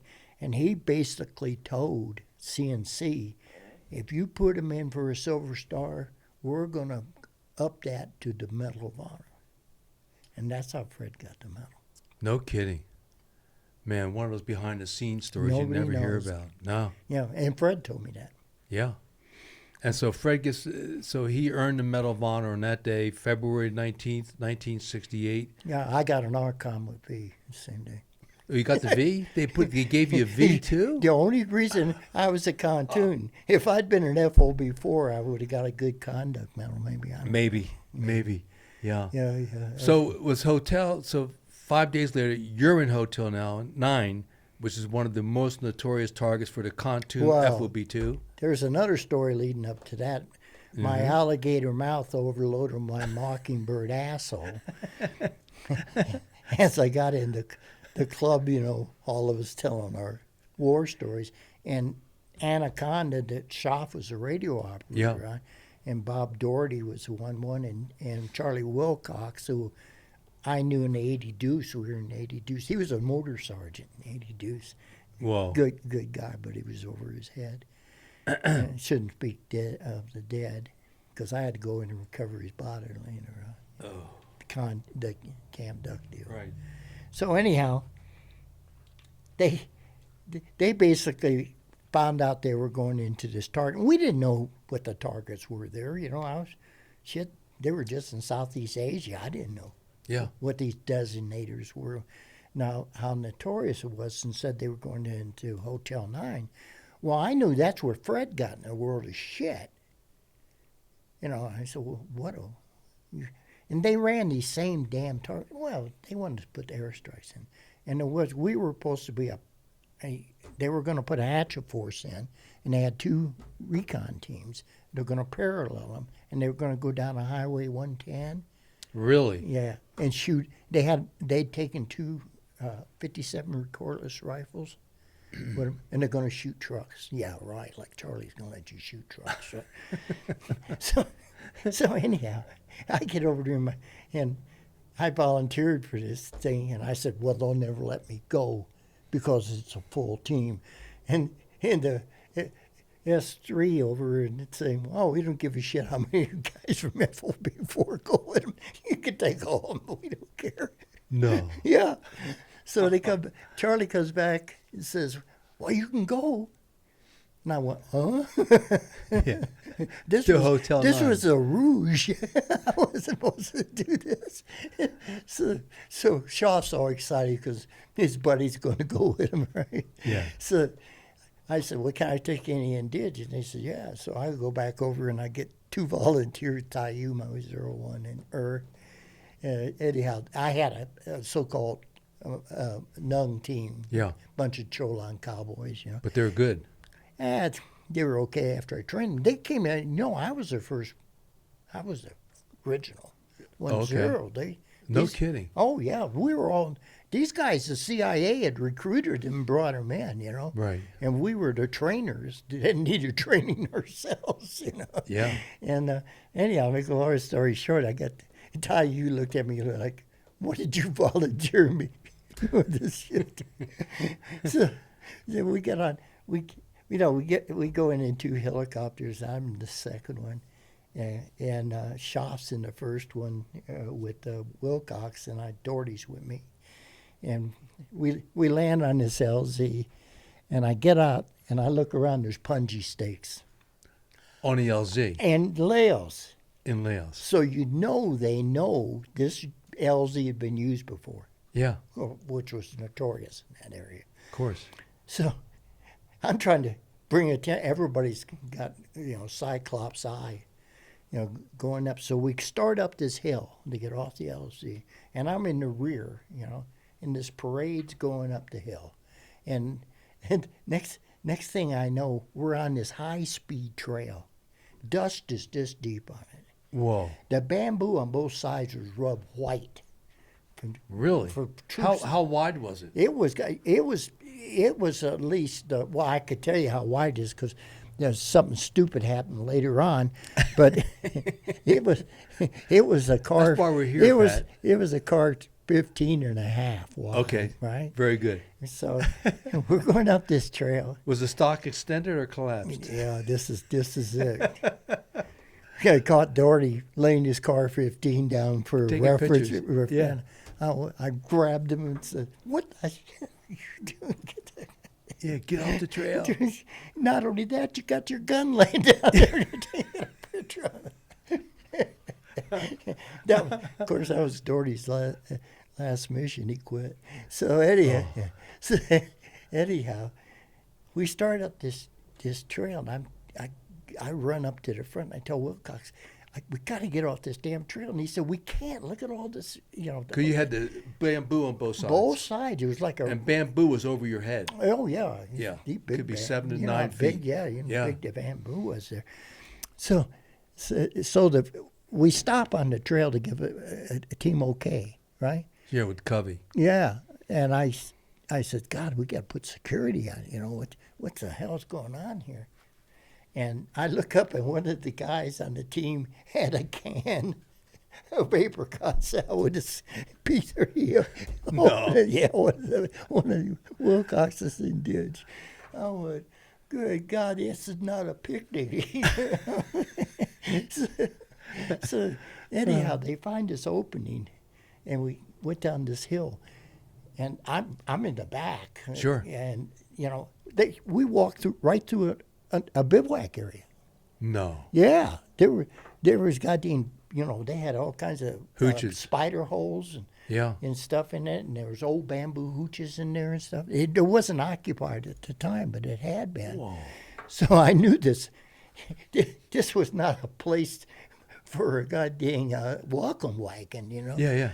So we're going down the hill, and all of a sudden, I look up with the trail we got up, and there's 4 NBA coming down the trail. Oh, shorts, khaki shorts. Yeah, yeah. And pit helmets. And one of them had an RPG, and the other 3 had AKs. And they're looking. Of course, we left footprints all over the goddamn place, jungle boots. Yeah, yeah. Footprints all over. They stand out. Yeah, a little bit, A little different than the batted boots. An elephant could have come down, and and they're looking all around, and we're down there and I'm down there, the buttons on my shirt feel like boulders. I'm so close to the ground, Yeah. And this one guy stops, and he looks right at me. So I'm getting ready. You're ready. I'm going to grease this guy. And he puts the gun back on his shoulder and goes back down the trail. Just then the world opened up. The front of the element hit him. And, Really? Yeah. Then bullets are flying everywhere. And I look back up the trail, and here comes 6 of them running down the trail. So me and Ty Yu and Wilcox's tail gunner shoot him. Yeah. Shit, I was on rock and roll. I wasn't taking good aim. I was just shooting low and greasing them, knocked them all down. And one of them was screaming his head off. And so I said, let's get off this. Let's get out of here. We got to get with the group, because we're going to file in the jungle. You know how that is. Yeah. Shit, we couldn't see 4 foot in front of us. And so I heard this firing going on and all this shit. I heard somebody crying. I look over there, and one of the little people had been shot through both arms. Ooh. And so I tried to get him up and move him. He wouldn't move. So I grab him and put him underneath my arm, how Yeah. and start dragging him through the jungle, and all the time he's screaming. And I catch Schaff. Schaff's all by himself, and there's about 4 bodies out in front of him, and he's on the radio, and he had two of the team with him, and they're just hosing the place down. And I ran up and I grabbed Schaff's foot, and he almost shit. He looked at me. He was so focused on that. Yeah, and what it was, we still had air cap. We still had the A1Es there. Right. Okay. And the gunships, and he had called them and told them what we were in shit. So I told him, he says they're going to bring in Nape. And I said, well, we got to mark our position, man. Let them know a little bit about where we are. This shit sticks to kids, I don't. So Tim looks at me and he says, okay, I got my panel. I'll crawl out. Cover me. I'll crawl out and put the panel on. And I said, okay, that sounds like a good idea. So Tim starts crawling out and puts the panel out, and he starts crawling back, and he said, oh, God, I'm hit. He got shot. He got shrapnel in his ass from an RPG. Oh, no kidding. Hit the trees. They were shooting the trees with the RPGs. And he got hit. He kept saying, how bad is it? And I says, oh, you're bleeding. So he calls back and gets on the radio. And I said, what? I said, where's Wilcox? And he said, he's up there. We're all split up. So I heard Wilcox holler. He said, are you guys okay? You guys? And I says, well, I got a wounded guy here. He was screaming, so I said, fuck this shit. I give him morphine, Yeah. And I give him a full dose. He was out. You know, Oh, yeah. he- Oh, I no. forgot this is an individual, Yeah, know, just 100, we'll do a half. 110 pounds of rice blower. Yeah. You know, and he will tongue was hanging out, man. I squeezed that in. But he didn't feel any pain. He stopped screaming. No, he quit screaming. Yeah, That was the yeah. best thing. He quit Yeah. screaming. So, Oh, Lord. anyhow, we're in this shit, and they're coming down the hill, assaulting us down the hill. And, God, we're just, shit, I was stacked up with magazines. And I looked down there, and I had ejected magazines, still had rounds in them. That's how panicky we were. No kidding. Yeah. I mean, Whoa. we were just greasing me and Schaff and people and then Taiyu. And Taiyu gets up and throws a hand grenade, and it hits a goddamn tree and rolls down towards us. No. Yeah. And I grabbed him and I said, no hand grenades, no hand grenades. Then what I do, I pick up a hand grenade and throw it up there. But you had a better arm. Yeah, I pitched baseball in the little league, so I knew how to do that shit. So anyhow, we were in this shit, and Shaw says, get your head down, get your head down. I said, what the fuck? Then what happened was these gunships came in, right? Mm-hmm. And got right over us, the top of us, and they're hosing, they got their miniguns, and they're hosing the jungle up there. We just come off the trail. Right. They're just shooting all over the shit. So all of a sudden, the shit starts hitting me, and I said, we're taking income. It was a brass Yeah. coming out, and one went down in my jacket and just burned the shit. It burns you. Yeah. Yeah. Like, You know, I had scars on my neck. From yeah, that. I still to this day, I got that scarf and that. So anyhow, that shit's happening. And then they expended all their shit, man. They just crapped the place. And they were still taking fire, too, from the top of the hill. And then I found out later, Shaw told me, the Covey told them they were in formation on a road to come and get us. They were having roll call out there, you know. No. Yeah, and the Covey said there's over 100 of them out there. I said, I'm glad I didn't know that at the time. Yeah, no kidding. Yeah. So anyhow, that shit happened. Then Schaff says, I said, well, we got to get to the LZ and secure that damn LZ before we can get the helicopters in. And I hollered at Wilcox. I said, well, Charlie, we got to move from this location. They know where we're at. He said, we can't move. We're pinned down. I said, fuck pinned down. We got to move out of here. So Schaff said, we can't move now. And I said, why? He said, it's because crispy critter time. Ooh, for napalm. Nape. So fucking A1E came right at us. It was like out of a movie. You know, the contrails coming off the goddamn Sure. wings. Yeah.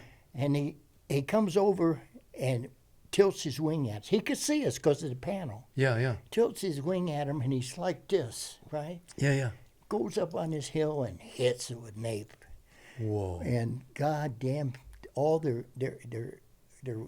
hand grenade stuff start going off, and they're screaming up, you know. And Shaw's about to get a hard on, man. He's so excited. And then he says, I says, can we put a strike on the LZ before we can, you know, if they're there, we'll burn them out. Shaw said, I'm already ahead of that. So we caught the LZ on fire. No. It was the dry season. Yeah, of course. And all that bamboo started burning. And it starts blowing up, the water in it, you know. Right.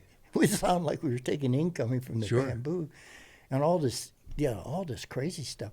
So I turned around and of course I'm laying on the ground and, you know, in Low profile. Vietnamese firing position, you know, like this.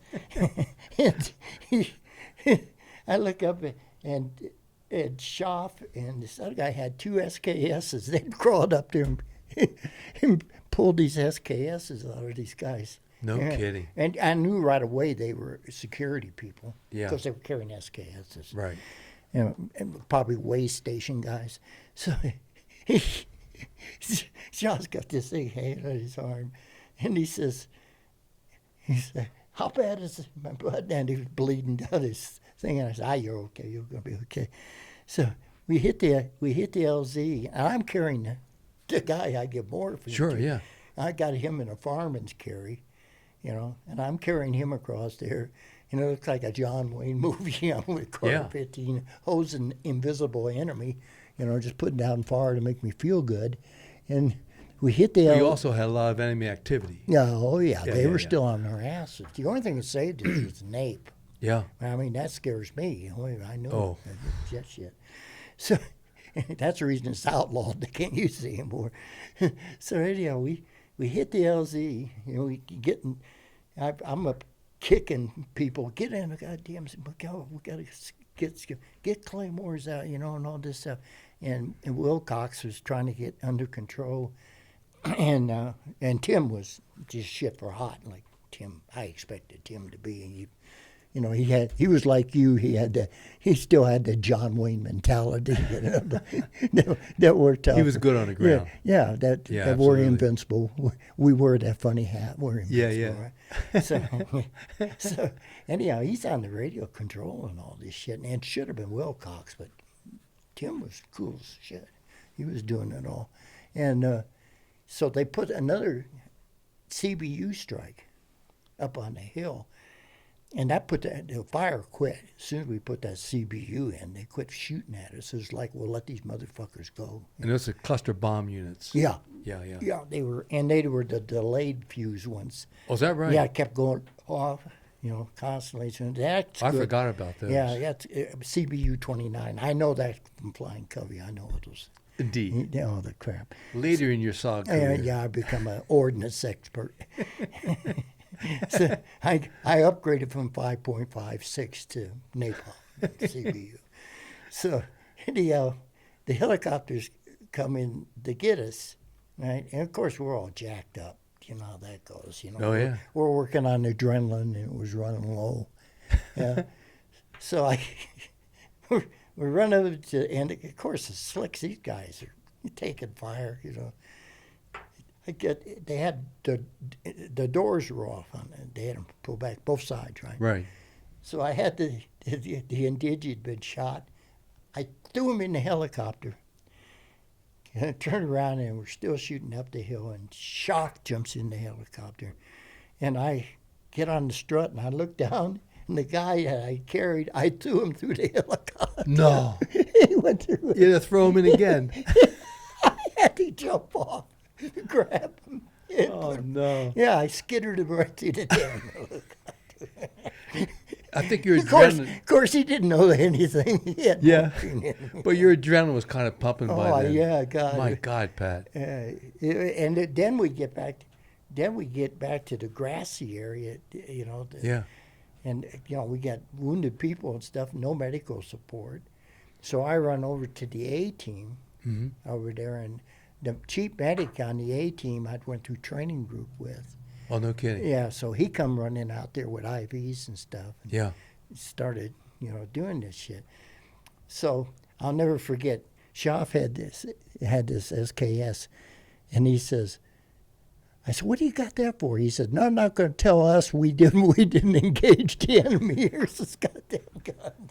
And they had blood all over it from this shit. From his wound. And it ended up in the club at FOB4. They took it back and hung it. Because we were the first ones to bring back weapons. Oh, is that right? Yeah.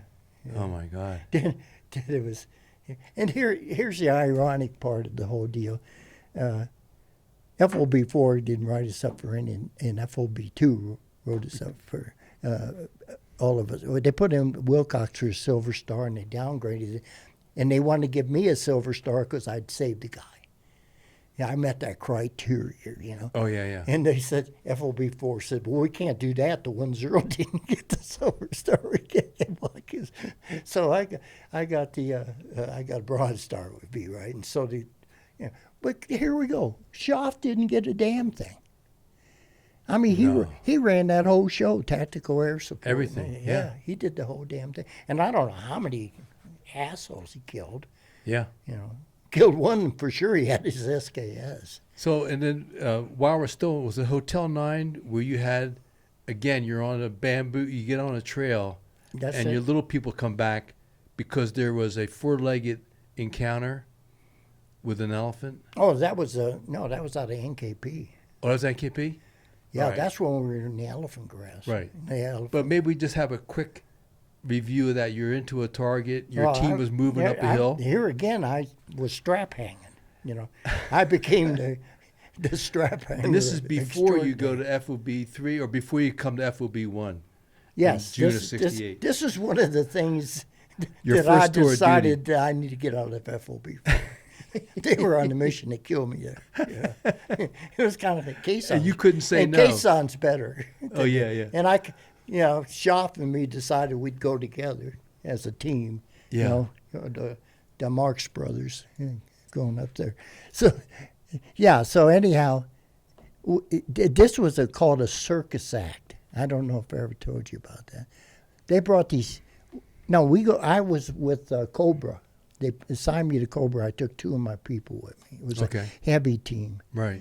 And Ron Brown and Ass was our backup. Right. And we took Chase Medic with us. And you ran out of NKP. Oh, sure, yeah. Yeah. And NKP is non-com Phnom, Thailand. Right. When the weather's socked into Vietnam, you can't Heavy launch into hook. a target into Laos. Backside. Right. We go in the backside.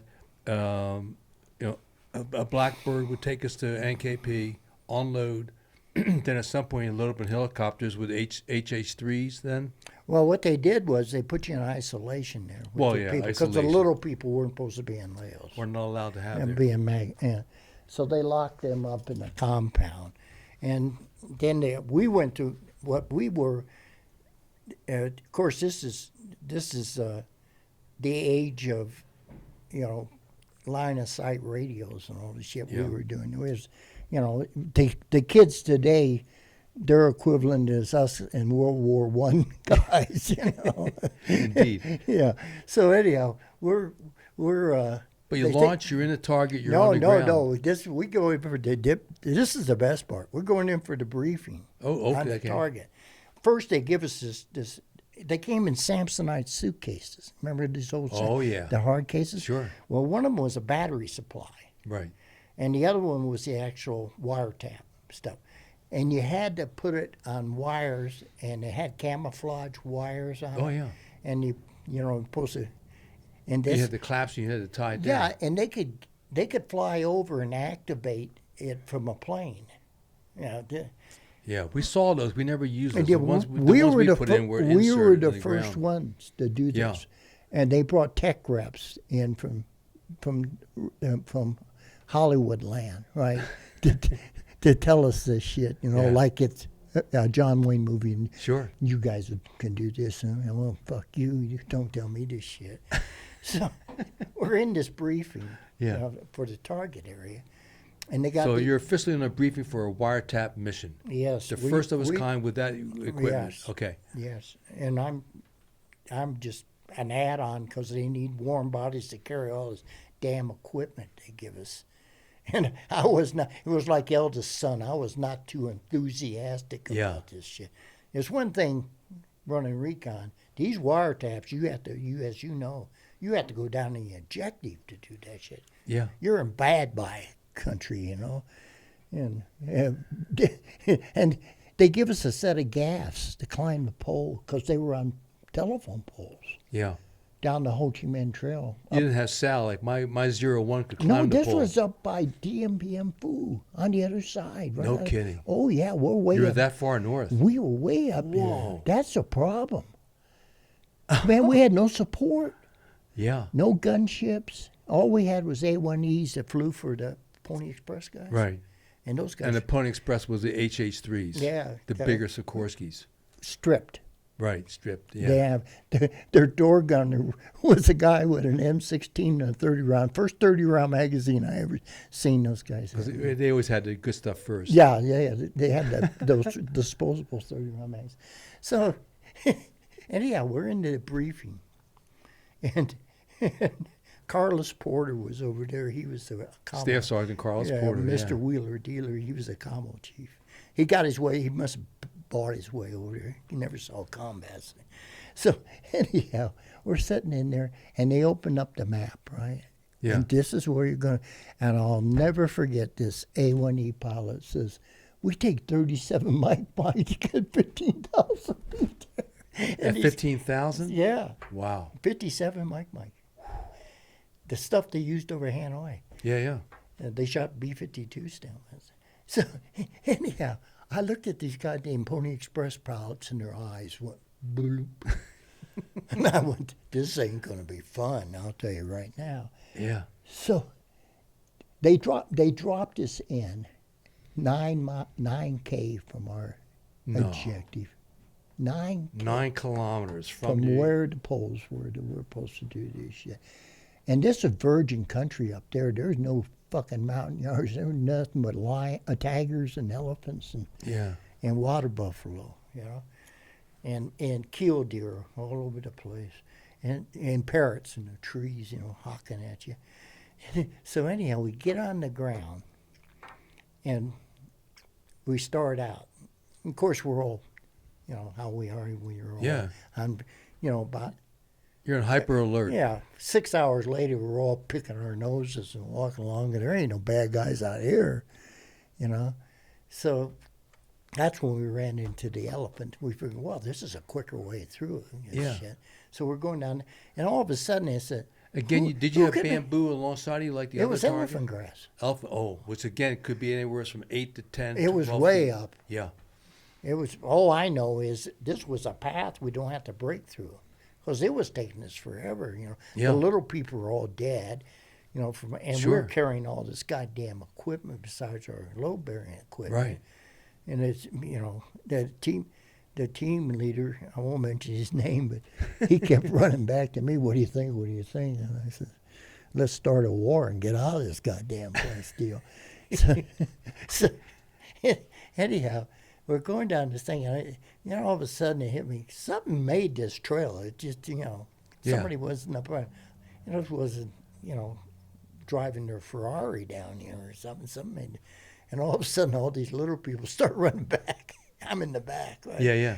And there's fucking elephants tattering away his tail. No. Yeah. Then all of a sudden it hit me. I thought I saw a pile of shit back there. So the time we gained going down the trail, we lost. When you got overrun by an elephant. Yeah, thank God. I mean, he didn't charge us. I think he was more shocked than we were. So anyhow, we're scooting along, and all of a sudden, 2 F4s come flying over. Oh, well, what the fuck are they doing? Then all of a sudden, boom, boom, boom. Yeah, yeah. And I says, man, we're close to the road. We're closer than what we think, Yeah, yeah.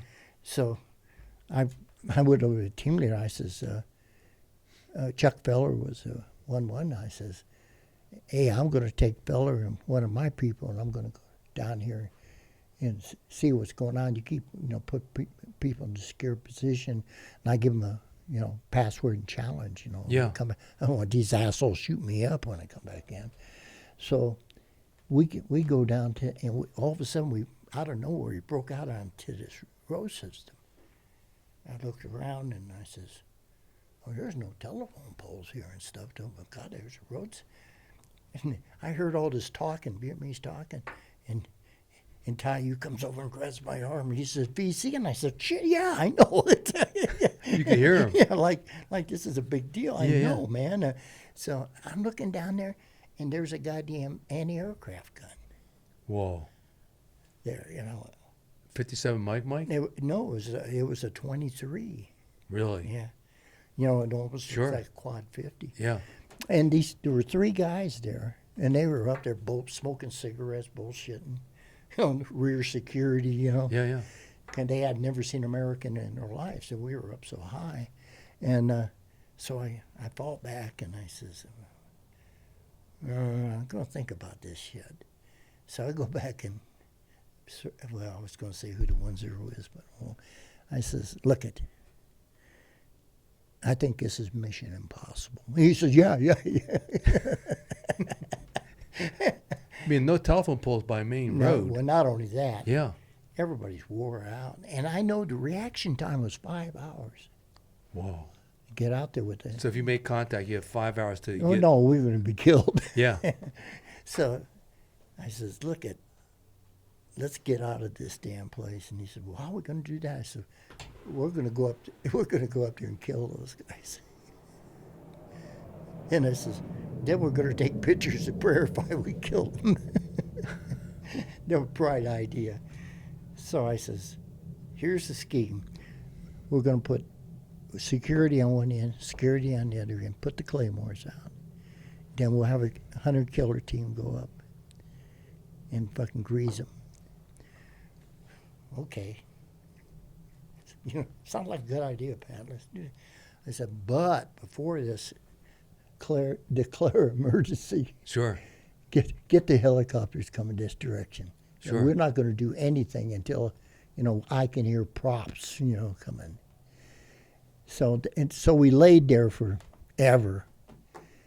And it was starting to get dusk, and I started panicking, man. What the fuck are we going to do now? So all of a sudden, the Covey, they didn't call them Covey over there. Right. They were flying the 10s. Okay. The Broncos. Yeah. He shows up, starts flying at oxygen altitude over us. I could barely see him up there. And I says, okay, this is it. Let's go do it. So, make a long story short, went down there. These poor assholes, they didn't even get their dicks out. We zipped them and took some pictures. Grabbed a 23 Mike shell. And Yeah. headed back. Backwards. We'd crossed an area that we figured would be exfil. Fucking 2 hours later, they still hadn't shown up. The Covey was there, but they hadn't showed up. So they finally show up in the Pony Express. They wouldn't land. They threw a goddamn ladders out at us. Oh. And we got all this junk. And I told the 1-0, I said, well, take a snap link and snap all of our goddamn equipment into the bottom to keep it from flapping around. Those aluminum ladders. Right, sure. Beat you to death. And I says, and then we'll get in the helicopter. And he says, okay. And I says, me and Feller will be the last ones on. You get on. He says, well, I'm the 1-0. I should be the last one on. I said, this is not a popularity contest. I'll be the last one on. He said, okay. So anyhow, they start climbing. First, my God, one of the Indians falls off the ladder. Oh, no. Yeah. Well, he was only up maybe 10 feet. Right. He just couldn't do it. So I told him, I says, everybody straddle the ladder and snap in with a snap link. I says, we'll just, we'll get to a safe area they can land and we'll get in the helicopter. Okay. Well, the safe place is Heavy Hook and KP. We flew all the way back there on the ladders. It was so cold. We were frozen. We couldn't and here we landed NKP China. They got families there, living there, the Air Force there. Sure. And they're all out there. It's like Disneyland. Look at these crazy Green Berets coming back. Right On a ladder. On a ladder. So we get off the ladder, and here's Ron Brown and Asp ready to go. They're getting on the same birds we got off of. No kidding. Yeah. For another wiretap mission. Take our stuff, and they're going to continue on to an. So I told, and Ron was kind of shit for hot. He was good, yeah. Yeah, I went to. He was my instructor when I went through Halo School. Oh, really? Yeah, he was a hanky popper for a long time. Yeah. So anyhow, and long story short, I said, Ron, I grab him. We've been friends for a long time. I said, God damn, that's a bad place out there. And he said, we'll get it done. Well, they got it done. Well, yeah, and just for the record, we have Ron Brown, Alan Boyer, and Houston. There were 3 Americans on ASP at that time. They get inserted. They were on the ground. They made the tap. They actually made the tap. They actually made the tap. Okay. Now, here we go. How much information do you gain from this since you've been compromised and all this shit happened? And what happened was, the same thing happened. These guys, these Pony Express guys, they weren't used to doing these type of operations. They put in these strata teams, these thundercloud teams, Right. up north. Way up north. Yeah, way up north. up by Haiphong. Yeah. These were all NBA converts. You know, they give them a Zippo lighter and a Honda motorcycle. Now they're friendlies. So But they did have some success up there. That was well, we called them stay-behind teams. yeah. Once they got there, they stayed behind. Oh, really? Yeah, they never picked them up. Oh. They Well- were compromised. They couldn't go back and get them.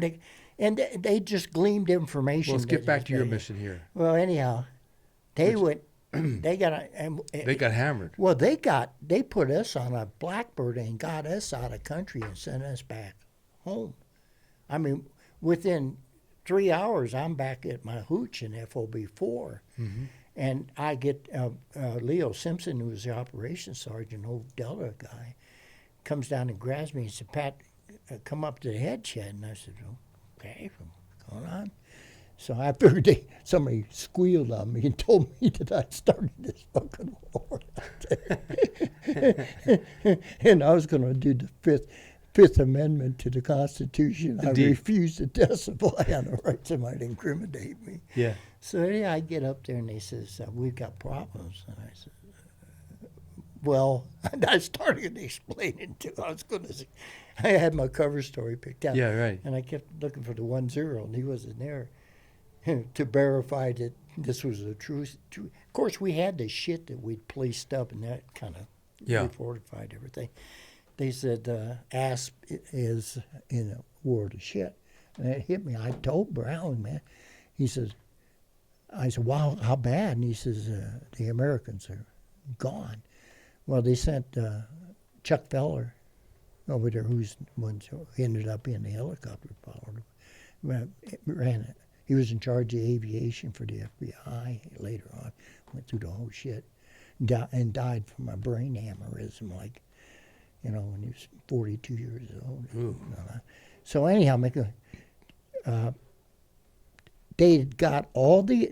Here's what I don't understand. We always had this thing that you got the Americans on first, Right. Because they groomed the intel, except the 10. The 10 is the last one to step on the bird. Right. Sure. Unless there were scratch marks on it, then maybe he was on it before. But anyhow, that was our SOP, right? But Ron hadn't done that. He put all the little people on, except his 01. His Vietnamese 01 was still on the ground. And they were on the ladder again. They were on the ladder. Really? Yeah. They were on the ladder, and Houston was on the ladder going up, and they started taking fire. And a helicopter took off and drug Houston through the trees and pulled him off the ladder. Wow. And Brown and Boyer. George Brown, Yeah. or Ron, he used his middle name. We're still on the ground with one Indian. That was the last they ever heard of them. And they, 2 days later, they sent Chuck in there, and he never got off his LZ. Lost 2 people, got killed. Wow. Put them into the same year. What dumb Yeah, this shit is March this? 29th, 1968. And then the curse of ASP, as you've heard, Oh, yeah. we lost 3 ASP teams who were completely wiped out. Over the time, over the 8 years. Yeah, over 8 years. That was a name they tried to get rid of because it was a bad muju. Yeah. But to this day they still haven't found Houston's. And here we go again. I got into that recovery crap, on the cam duck thing. The only thing they'd find, because the soil's acidic, Aesthetic, yes. the teeth. Everything rots except for teeth.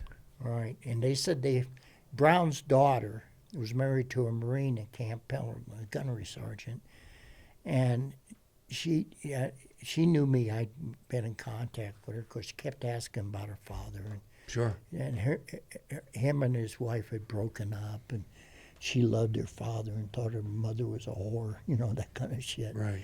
And then she was married to a gun home Marine on top of it all. A beautiful girl.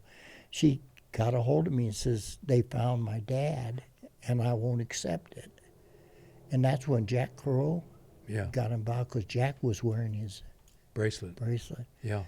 And Jack called me up and says, "Can you convince her we have the body?" And I said, "How do I know? You know, my MOS is not pathology. You know." This is many years later. Oh yeah, this Yeah. is the Like- reunion stuff was going Sure. on. And so anyhow, they found one tooth, and get this, they wouldn't let him drill into it because they said it was his tooth.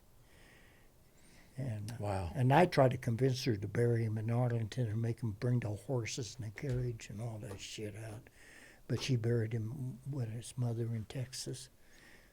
Yeah, and they also had the remains for Alan Boyer. Yeah, And that then he was, was buried in Arlington. yeah, you went to like, that, didn't you? Did not. I was stuck at work. Oh, okay. Couldn't make it. Eldon But went to that. Eldon made it. I'll never forget. Eldon told me later on that they had those Thunder Riders.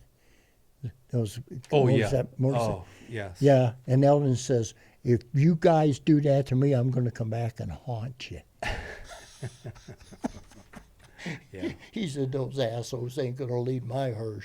Yeah. So I'm No. sure when Eldon died, he made sure his wife did that. Those Yeah. assholes there.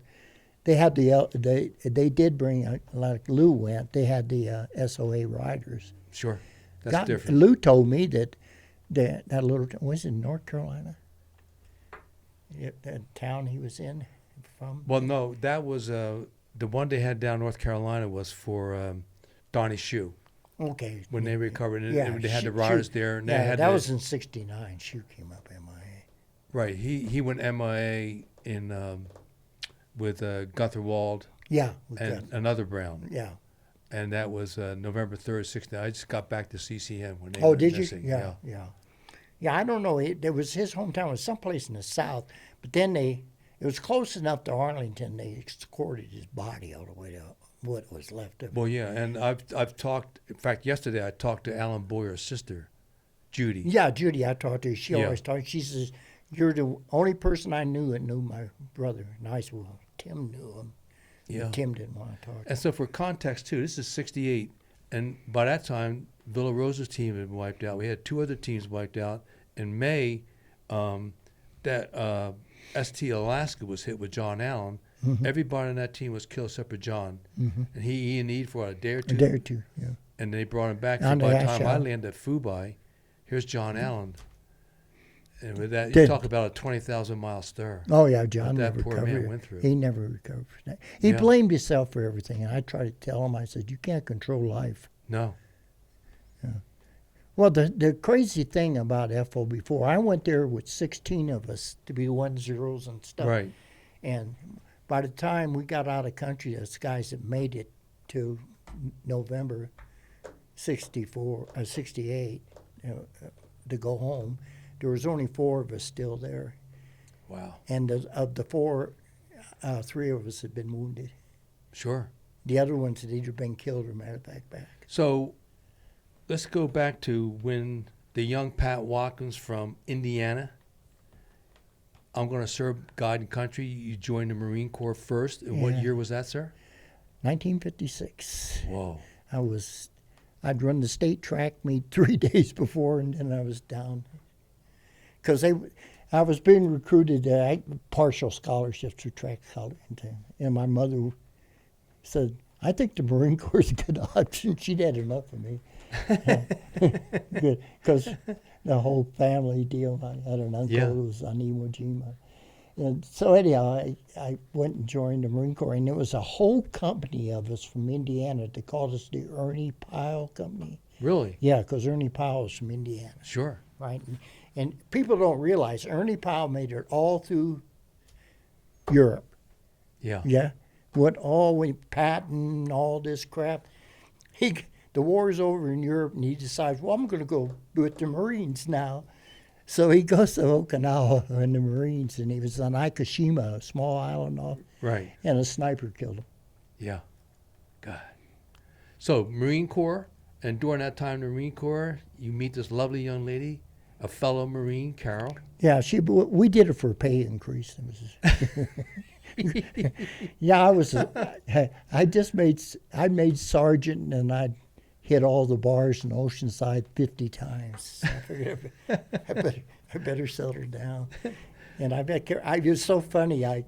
She was running for, they used to have a rodeo there every Right. year. That was that RCA road. Well, Doug was he was a roper. Right. Yeah, he did the RCA circuit. And they brought, they had that Bonanza, Yes. with a little horse, and Yeah. they of course. brought movie stars there for this. It was a fundraiser for the Marine Corps League. Right. Deal. That our buddy was president of. Right. Yeah. So anyhow, The future farmers of America. yeah, right. So anyhow, Carol was running for rodeo queen. No. Yeah, they took women Marines. Yeah, and sure. and stuff, and she was running for road. They brought her down and bought her one of the. I called it the Dale Evans outfit, put the tassels on it. Yeah. And it was blue, and got her. Right. Got her a horse. She'd never rid a horse in her life. She's from Tacoma, Washington. They have a lot of horses there. So they sent her through training to learn how to ride a horse, because they had to be in this parade. Yeah. So anyhow, she ran for rodeo queen, and she came out second. I'll never forget. They had this speech they had to give for the contest. The girl won the contest with some colonel's daughter. Of course. I told him I was Rig Carol. Yeah. She says it's okay. She didn't get an outfit, but she still got her outfit. Does she? Oh yeah, boots on. And I got pictures. I'll have to send you a picture with the horse. Yeah. She's got a Palomino.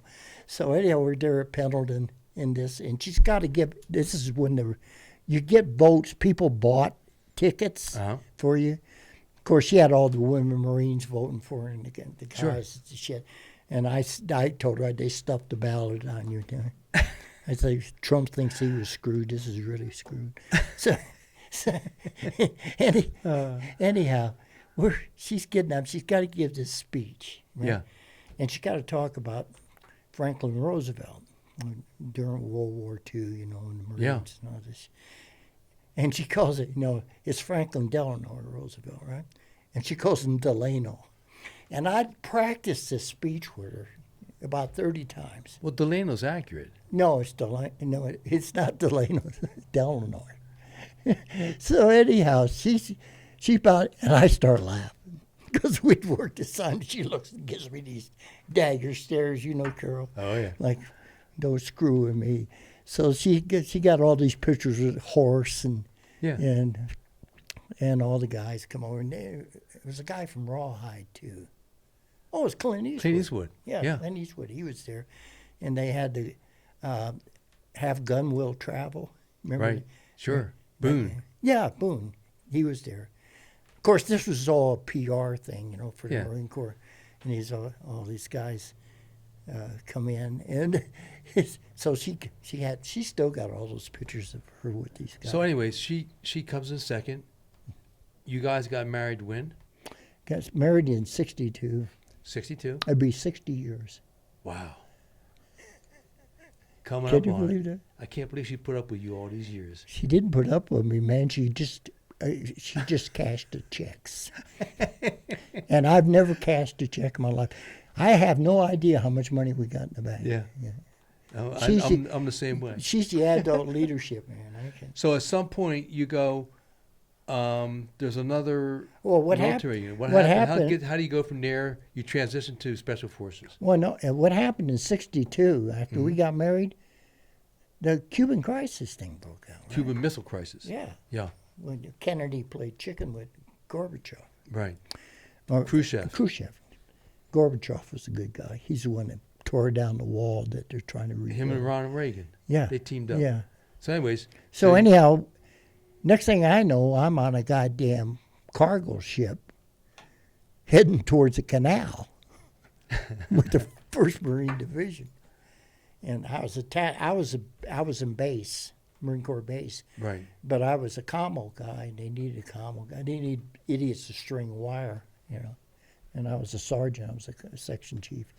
So I'm on this guy. And me and Carol had only been married for 2 weeks or something like Oh, that. no. We're living in Oceanside down Yeah. by the pier. Oside, California. Yeah, Down by the pier. Down by in a studio apartment with a rollaway bed. And she's still in the Corps.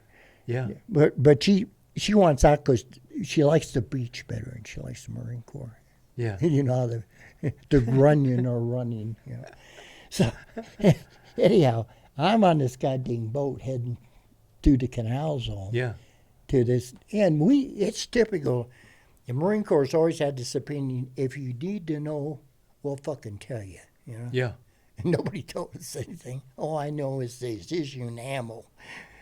And all this. You know it's serious when you get live Yeah, rounds. and then, I knew it was because the boat deal still. Remember when they bringing the missiles in? Sure. And That's when they had the U-2 photographs. That yeah, they shot Evereston- that U-2 plane down. Yeah. So anyhow, make a long story short, was that Kennedy played chicken with him and says, if you don't turn these things back, he told the Russians or Soviet Union in those days that there's going to be a cloud. We still had nuclear superiority. So we make it there, and I end up on the golf course at Gitmo Bay, No. stringing Gitmo. wire between 105 positions with this guy with telephones and shit. And this is after the ships had turned around and moved back. Right. They played chicken and they moved them back. And they had they had the whole Sixth Fleet out there. There were, Oh, yeah. battleships, cruisers, aircraft carriers. That was the crisis of the moment. Oh, it was And a with crisis Desert of Series, all time. Yeah, yeah. It would have 90 been- miles away. It'd been a nuclear war, Sure. And basically, Curtis LeMay and those guys wanted the war, And Bobby Kennedy talked John out of it. Says, "Let's see if they got any guts." Yeah. We're fucking Boston fucking mafia. We'll see how this works. So anyhow, they turned around. Well, they still had shit in there, Yeah. And they had artillery, anti-aircraft shit, and everything else. And Kennedy basically told them, "Well, we'll move our missiles out of Turkey if you move everything out of it." And it was a face-saving deal. So at what point do you leave the Marine Corps? And then how long is it till you enter the Army? And then you say, I want to wear that funny hat. I left Marine Corps in '63, Okay. and I didn't join the Army. Right. Carol's The dad, Army joined you. Yeah. No. work enjoyment, Yeah, yeah. honest labor, which I was not accustomed to. So what happened was, Carol's dad was a electrical contractor in Washington State. They lived up on the peninsula in Right. a little town called Port Townsend, right on the bay, and so we moved. And Carol's pregnant with Your first girl, with Kelly. Kelly. And of course, you couldn't in those days. If you got married, you couldn't have kids if a wife was in the Marine Corps. Oh, is that right? Yeah. They did just the old saying. We didn't issue you that with your sea bag. You've heard that before. the Marine Corps was definitely masculine oriented. I mean, when I went to Okinawa in the 3rd Mar Div, Yeah. the Air Force and the Army used to all got there. I went back there, in the first group, and Carol was there. My kids went to school there. Yeah. And but the Marines, even the commanding general couldn't have his wife there. Because Okay. we're deployable. We can't, can't be worrying about the. And even back in those days, when you deployed, your wife had to leave base. Oh, they made Carol move off base. Yeah. Yeah. Yeah, we were out looking for. In those days, it was like, you got a wife and family, but we didn't issue a wife and family. That's your Right. problem. It was really. Tough. Yeah, it was like when I went to the 7th group when I got the DSC, right? Right. The command sergeant major there and they took all of us guys to the 7th group. Of course, that's like Disneyland. I never seen anything. Oh, We were yeah. living in World War II huts, Sure. buildings in Bragg. and they got They had a gym there with a climbing wall, and a All track kinds of weights. weights, Oh, yeah. and That's a modern day special yeah, forces. they had all these guys looked like they were on steroids and out of Gold's gym in there, like with tattoos all over them and shit. Yeah. I could. Now me and Tommy Shook and the So, guy- anyways, you're wandering on me. So, what we'd like to do is, when did you join the Army? Well, what happened was I went to work for her dad, Right. and it was an apprenticeship of digging ditches Ooh. for conduit. Sure, yeah, yeah. And I says, even the Marine Corps looks better than this crap. So Carol's ready to drop a kid, Yeah, yeah. and I said, God, I need medical insurance or something. What's going to happen?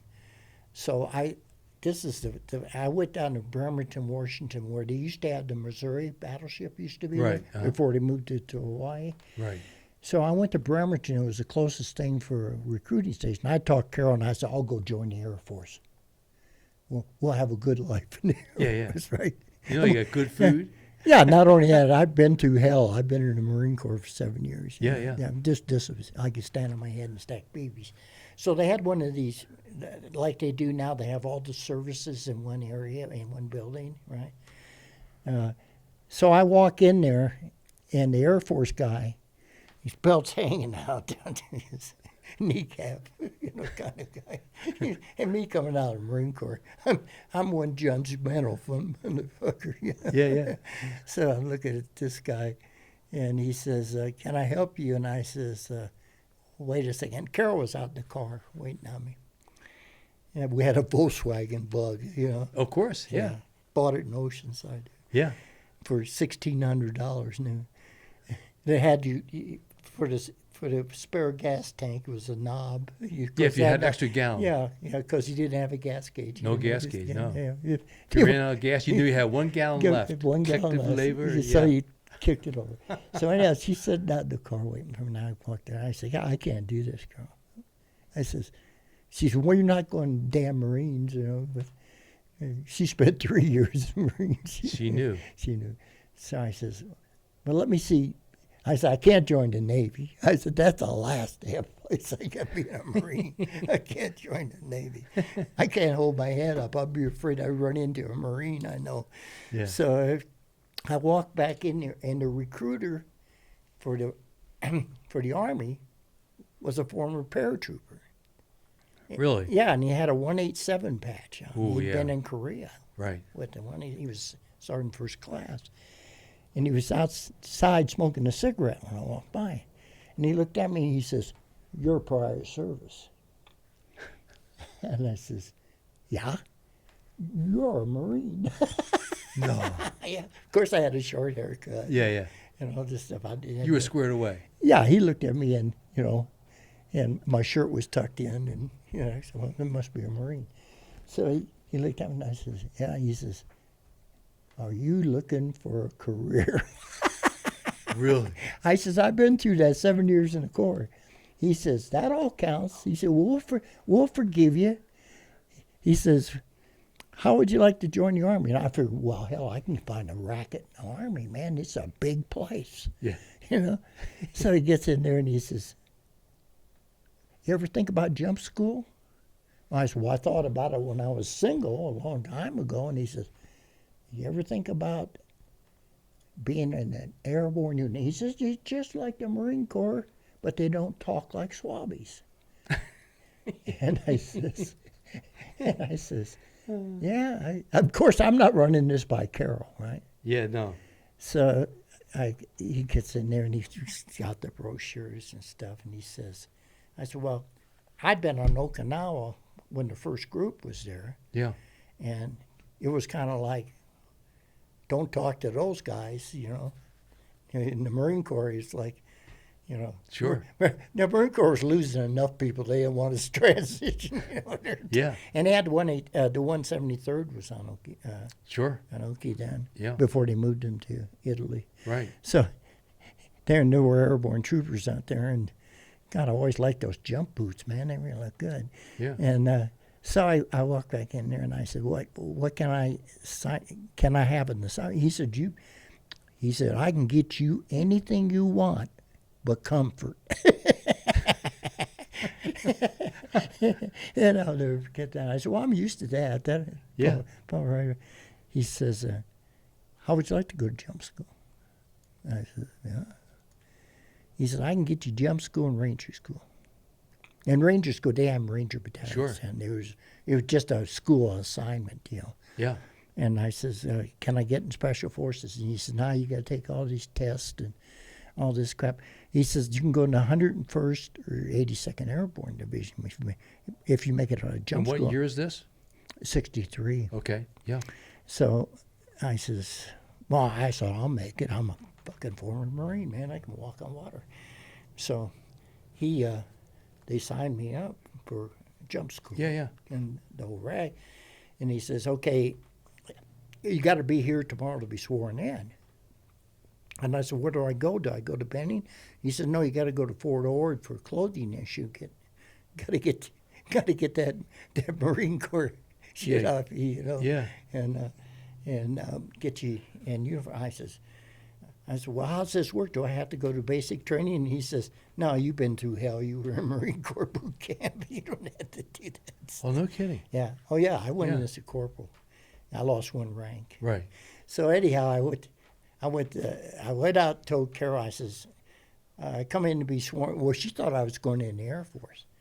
And she says, where are they going to station? She's been on Air Force posts, but Sure. see how well they live. Yeah. These Surprise, these surprise. guys, these guys have never seen a sea ration can in their lives, Yeah. let alone a LURP. So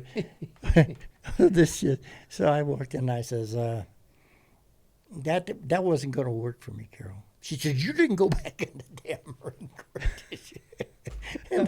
And they were going to send me to Okinawa. And that's the reason I got out, because she was ready to have a kid. And Sure. And, Marine Corps wasn't in your sea bag. We don't give a shit. But Yeah. if you were an officer, we might care. So you enlisted. So I broke the news to her that I was going in the Army. God. But I didn't tell her I was going to jump school. So anyhow, I went back to Port Townsend when we were living in a little apartment, had a wringer wash machine and shit. And she's getting ready to drop the kid any day. And I says, I got to go down to the school. And she said, what do you got? I said, they got monkey bars and stuff down there. I want to see. She said, well, what do you need to do that for? And I says, well, I got to pass this test. She said, what test? I said, for airborne school. She said, paratrooper? She said, I knew I shouldn't have let you go in there by yourself. So I drive down, I take the Volkswagen, and I drive to Ord. And that was a culture shock to me. Yeah. I had never been on the Army post. And these guys walking around overweight, some of them. And Ord was a Sure. replacement place. It wasn't real Army. Right. It was all a bunch of, and it was basic training still there. They Sure. had basic training there. Then, they put me in the transit billets, and this guy who was in charge of transit billets, the Marine Corps would have shot him. He looked so obese. So out of shape. Yeah. Yeah, I don't know how of course, Army in those days, PT tests were only for infantry people. And Right. all these. He was a Spec 5 on top of Sure. it. I didn't know what a fucking Spec 5 was, Yeah. And so I'm in there, and all these recruits that just graduated, and half of them were going to OCS. Really? Yeah. Yeah. Okay. And of course, the Army, that was, OCS was kind of Sure. cannon fodder deal with these kids and Yeah. stuff. And Vietnam wasn't really highly No, it wasn't. visible at that time. No, it wasn't. Yeah. They didn't have any. They just had special forces in the Advisor Right. Corps. MACB, the Marine Corps had people over as advisors to the Vietnamese Marines. And Right. Navy had their shit. So I go there, and I get there. They have one of these epidemics of that airborne kind of flu where they shut everything down. Oh, yeah. And they opened all the. And you ever been to Ord? It's right on the bay Right. on Monterey. And that's where the Frenchman went through, and he Yeah. had the same thing. They had to colder. open up all the windows Colder at than night. hell. I thought I was in Siberia, man. Yeah. I was used to Southern California, you know? Yeah. And that breeze that come off the bay out there, man. Yeah. That's where they used to have baseball games there at Candlestick Park, and the guys would Sure. be wearing long johns and everything else. So anyhow, I get through that shit. Yeah. So I go back to there because I had to be at jump school. Right. So I had to leave Carol the car. She didn't have anything, and I was just going to Sure. catch a plane. I get back. The day I got back there, she drops Trace Kelly. Ooh. And luckily, I had insurance. It cost me $5 for it. So 2 days later, I caught a Greyhound bus. Couldn't afford to go on a plane, right? Right. Right. Caught the Greyhound bus, and I traveled all the way across the country and went to jump school.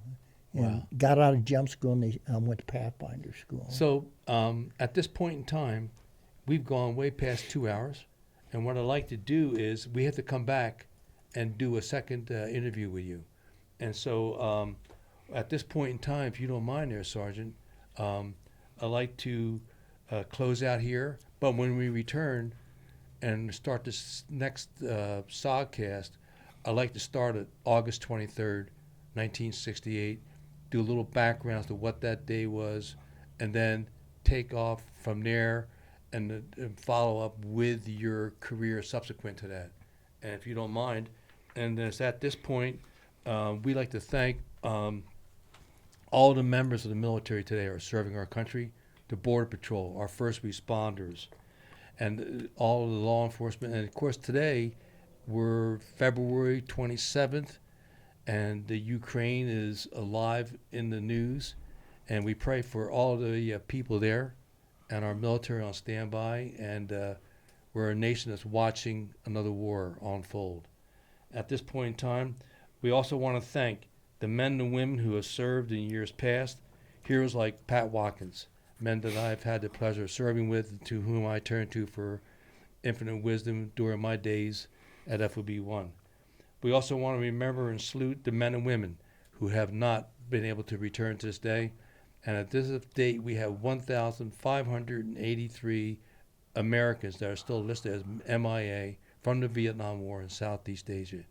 And of course, when we close, we want to thank Jocko Willink for making this possible. We appreciate his support, his team, Echo Charles, and now the team's been joined by Kerry Helton, and we thank him for coming aboard to help us all here to bring SOGCast Productions to you. Again, through Jocko Willink Productions and SOG Chronicles. Thank you for today. God bless America.